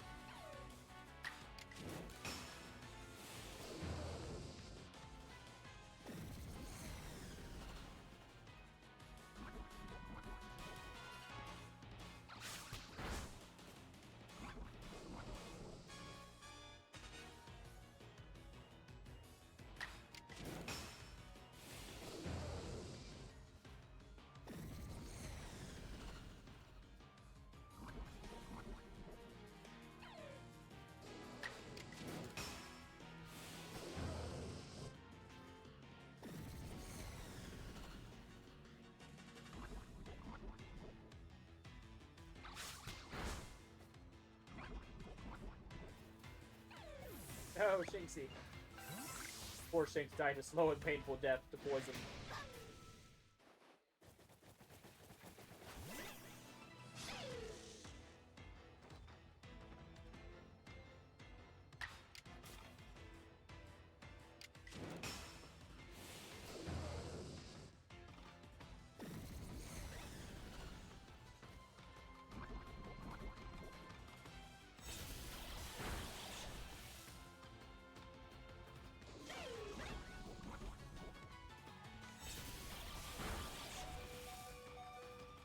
Good God.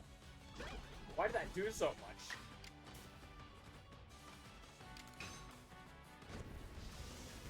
Jinx almost killed my Magmortar.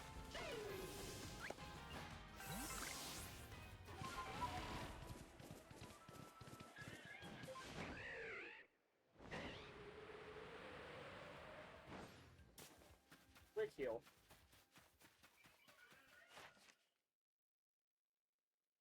Which means rip our cycles, but that's fine.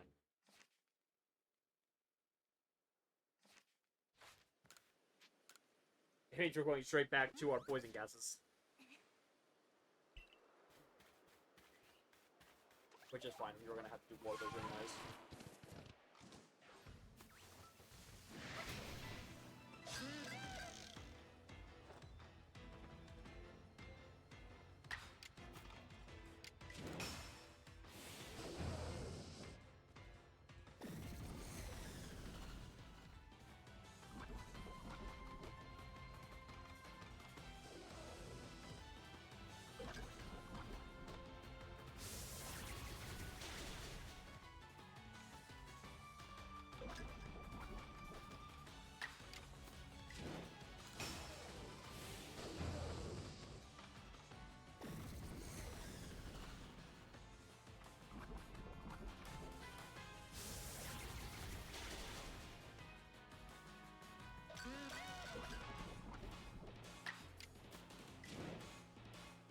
Good God.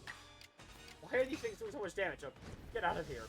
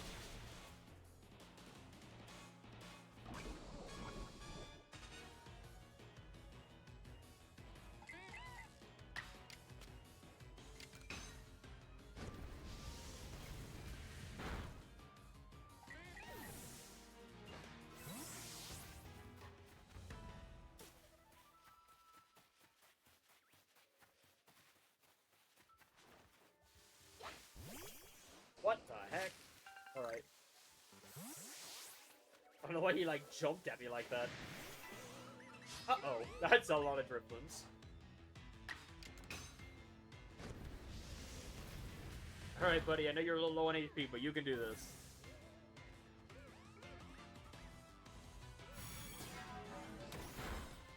That did way too much for being a level 2.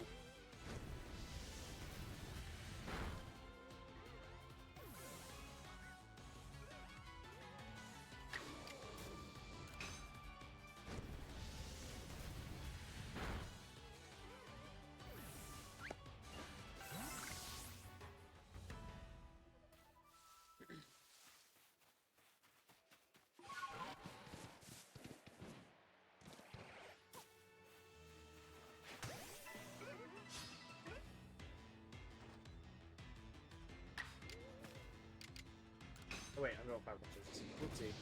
Sorry, Drifloon, you died for nothing.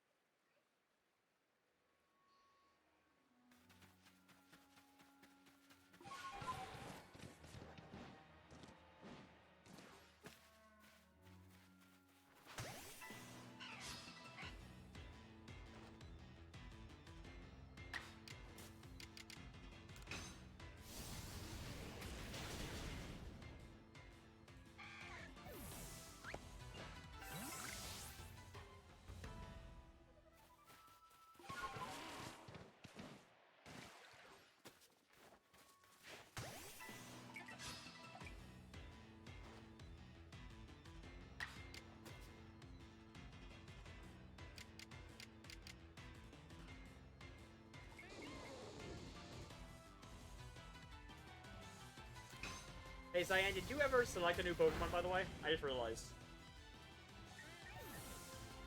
I can't remember.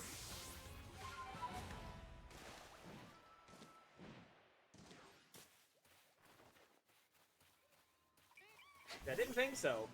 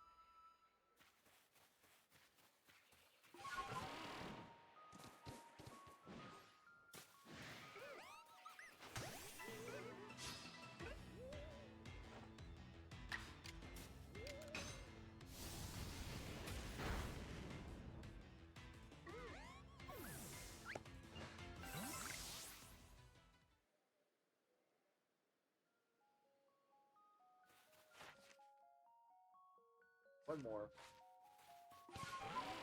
Driftland. Interesting. Okay. I was wondering when that one would come up, honestly.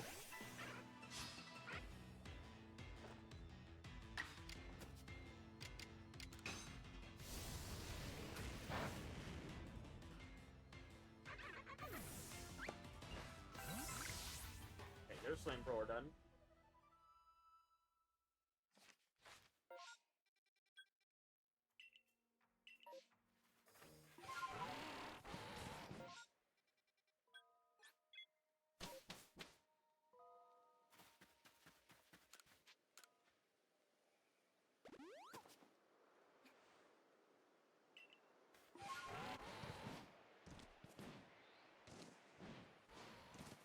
Now we just have the easy stuff. Or the short stuff, so to say. 2 more cycles of poison gas.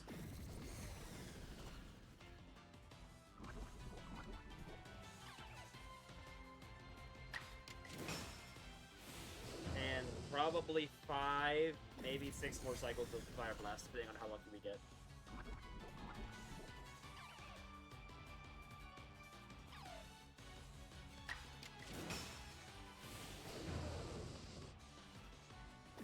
But that's fine, your Fire Blast cycles are super fast.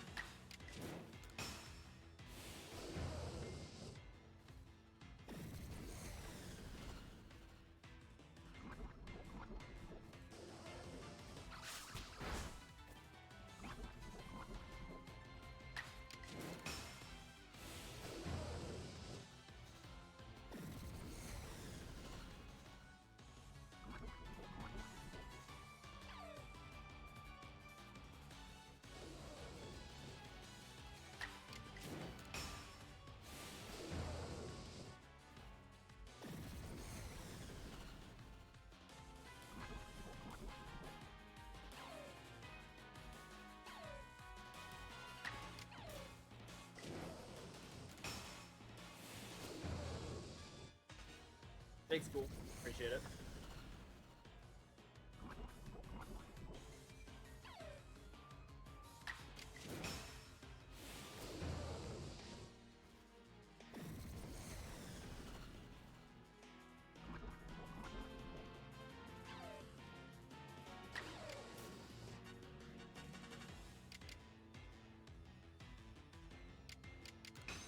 Okay, Fire Blast time.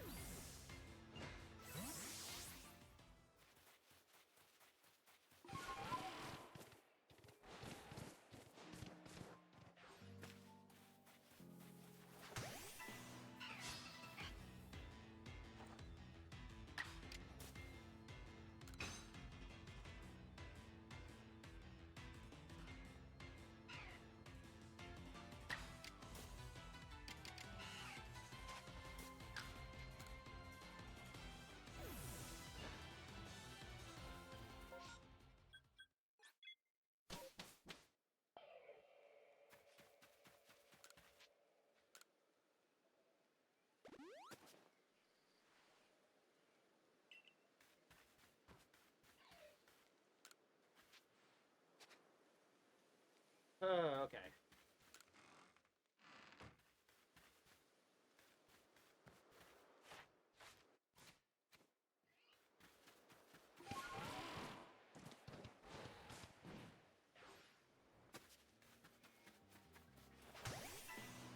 Last cycle of poison gas.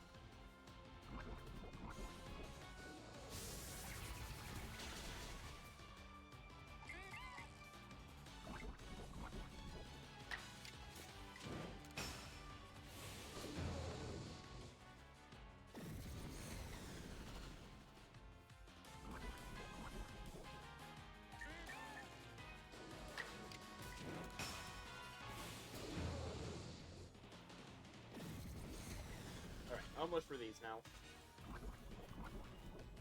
Will Bidoof survive? No.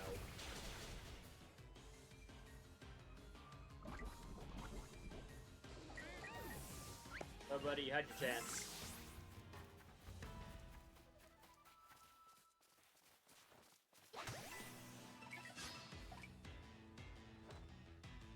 What do you mean?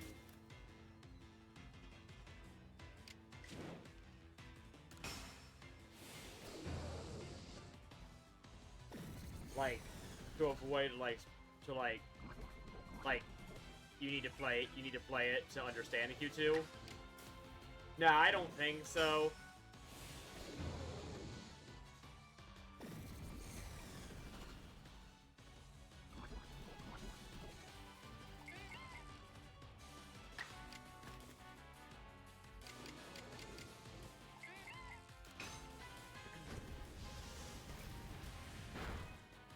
Yeah, I don't think it's too necessary.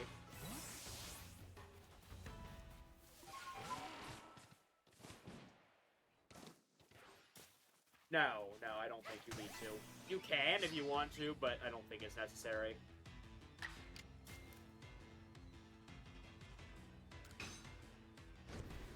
If you're gonna play free portable, like if you've got it in your head that you are going to play free portable no matter what, then yeah, I would probably say you may as well do it first.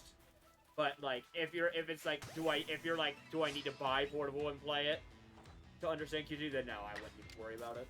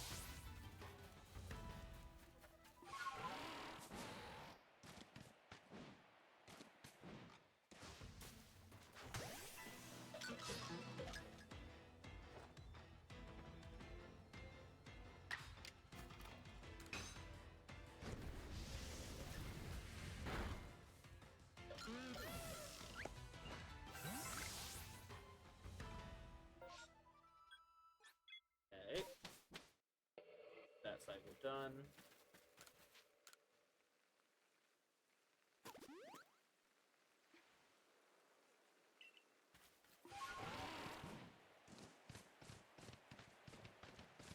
Now it's just the Fire Blast.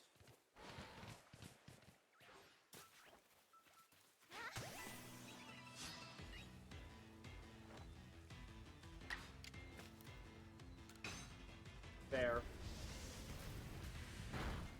I honestly feel like you'd be better off with Portable than the mod. Because no matter how great that mod looks, I don't know, I feel like it just won't be quite as good as playing the official thing.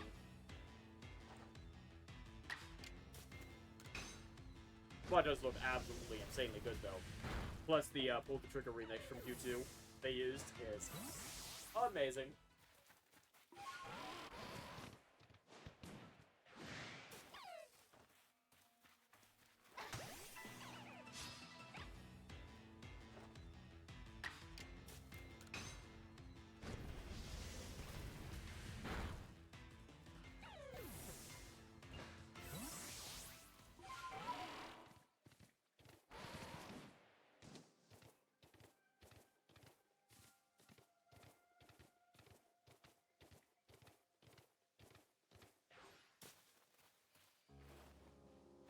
To be fair, that's probably gonna take a while.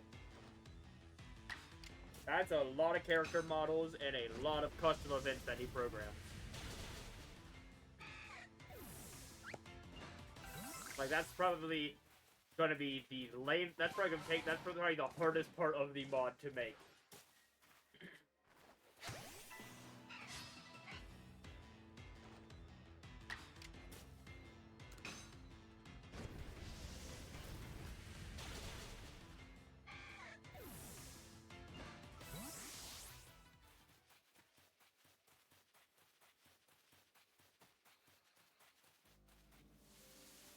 Yeah, fair.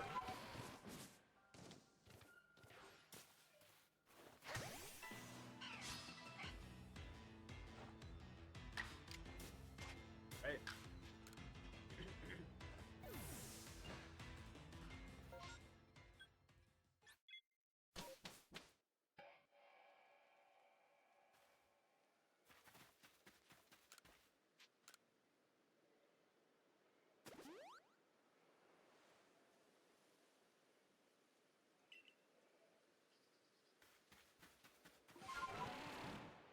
Come on now, my border. Don't let me down.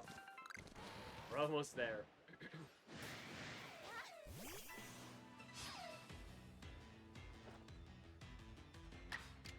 Oh, hi, there's another Sinks. Our friend. Well, if he wants to die that badly, then I guess I can't oblige.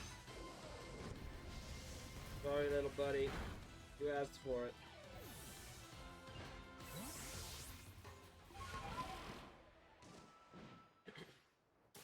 Alright, hopefully just one more cycle after this one.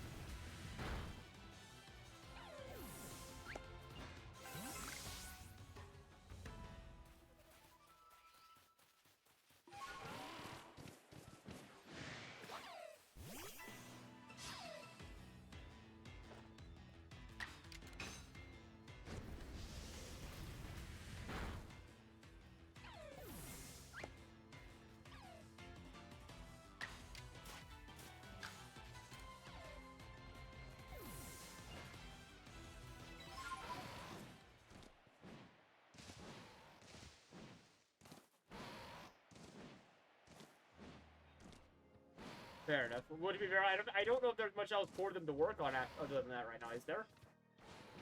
I'm trying to think. I don't think there's too much more. Aside from just polishing.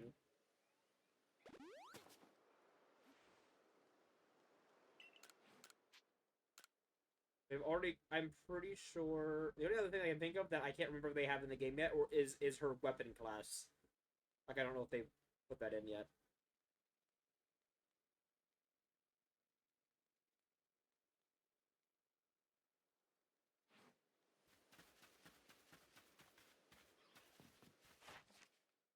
Alright, we just need 3 more Fire Blasts. Fair enough.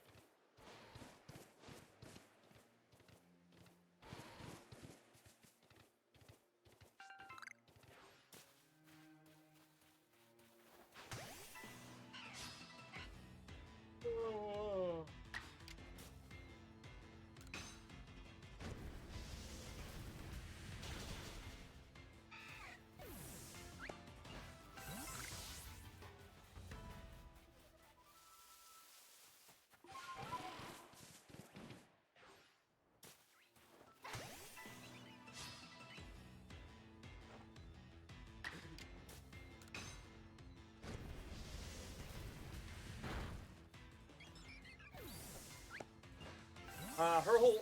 She does have a completely different personality.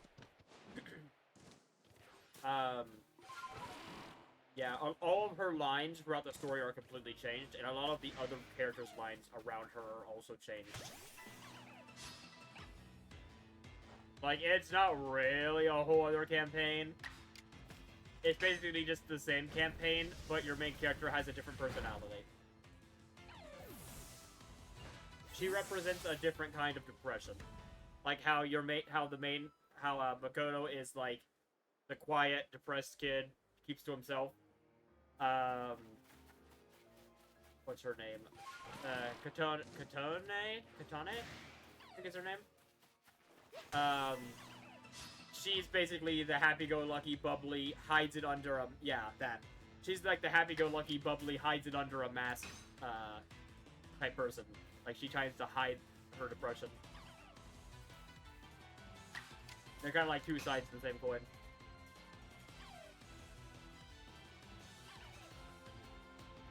But, like, it doesn't, like, actually change much of anything as far as the story goes. There's a couple things that do change if you do the right things. That's all I'm going to say. But it's nothing significant.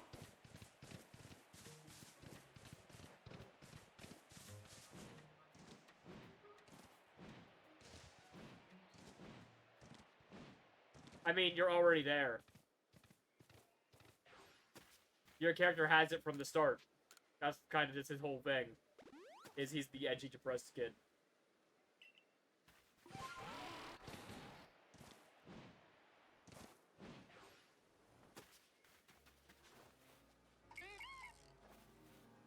Honestly, I don't know if it's ever explained. I'm gonna be honest, I don't actually know. I mean, it kinda is. But, like, not really.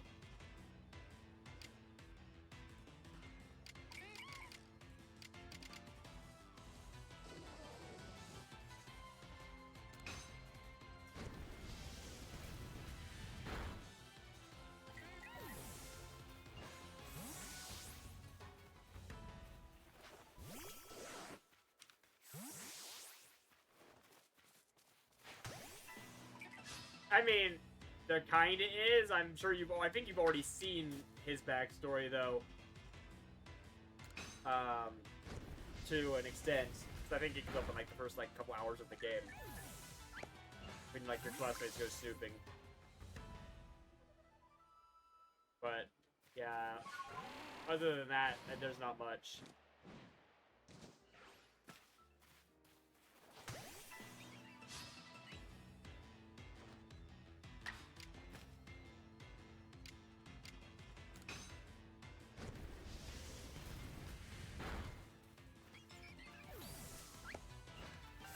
Where are you at in the game right now?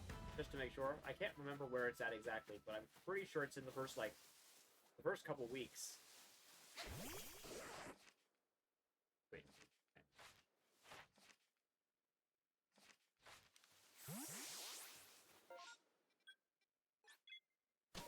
Oh god, yeah, it's definitely come and gone. One of his teachers mentions that his parents are dead. That's, like, the only thing you get.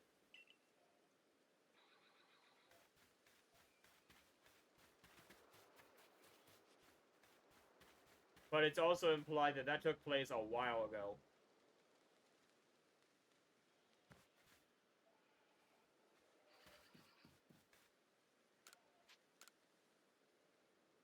Yeah, his parents are dead.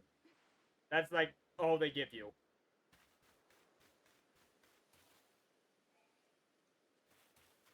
Yeah. It's during like one of the early scenes when you're like you're in like the school and you're kind of first meeting with like Junpei and Yukari, I believe.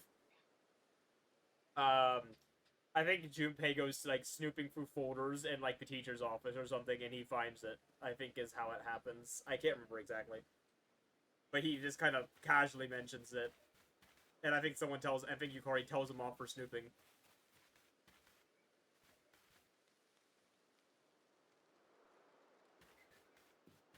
Yeah, it kind of comes and goes very, very quickly.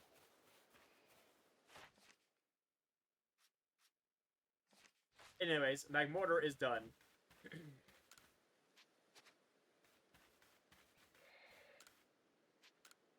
Cool, do you want to toss one more in? Before we end off, I'm gonna be honest, I know we still have an hour left, but we had a late start today, and I need to be in bed in, like, 13 minutes, so, yeah, unfortunately we do have to end off early today. So we actually kind of finished off Magmortar there at a really good time.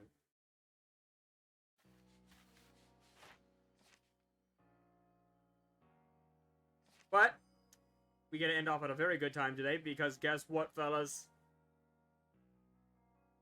We are halfway.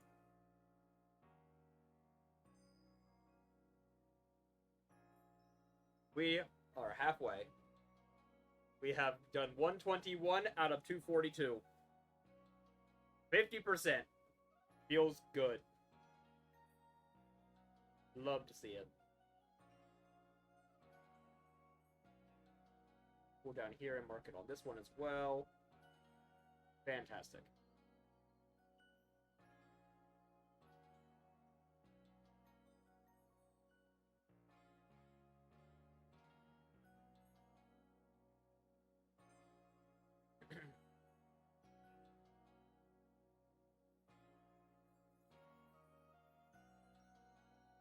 But, yep. That is going to do it for us today. I'm going to save, and I'm going to hop off of here. I hope you guys enjoyed. I am going to go and start getting ready for bed. And we'll be back here tomorrow with... Not sure yet. Probably Zelda. I think we're going to probably do Zelda tomorrow. That's kind of my first thought. Is because I do want to try to get through as much of Breath of the Wild as I can, so we can knock that one off our list and be done with it. And then focus more time onto this game so we can finish it and beat it. Because like we're 240 hours into this game. We're 70 something. We're 70. This is stream 77. Or no, wait, no. This is stream 76. Yeah, this is stream 76. So at our current pace, we will need another 76 streams. So we want to get there. We want to get there as quickly as we can, in a decent, efficient manner. Yep, that's all for me for today. But yeah, for just perfecting. But that's like I said, that's all I'm worrying about to start. I'm not gonna worry about the other. I'm not gonna count the battles for now. I just want to get through the perfects because to me that is the main part of the 100%. And we'll come back for the we'll take a big break. We'll do a bunch of other games. And then we'll come back once we're refreshed, and we'll do those. But yeah, that's all for me. Hope you guys enjoyed. I will see you tomorrow.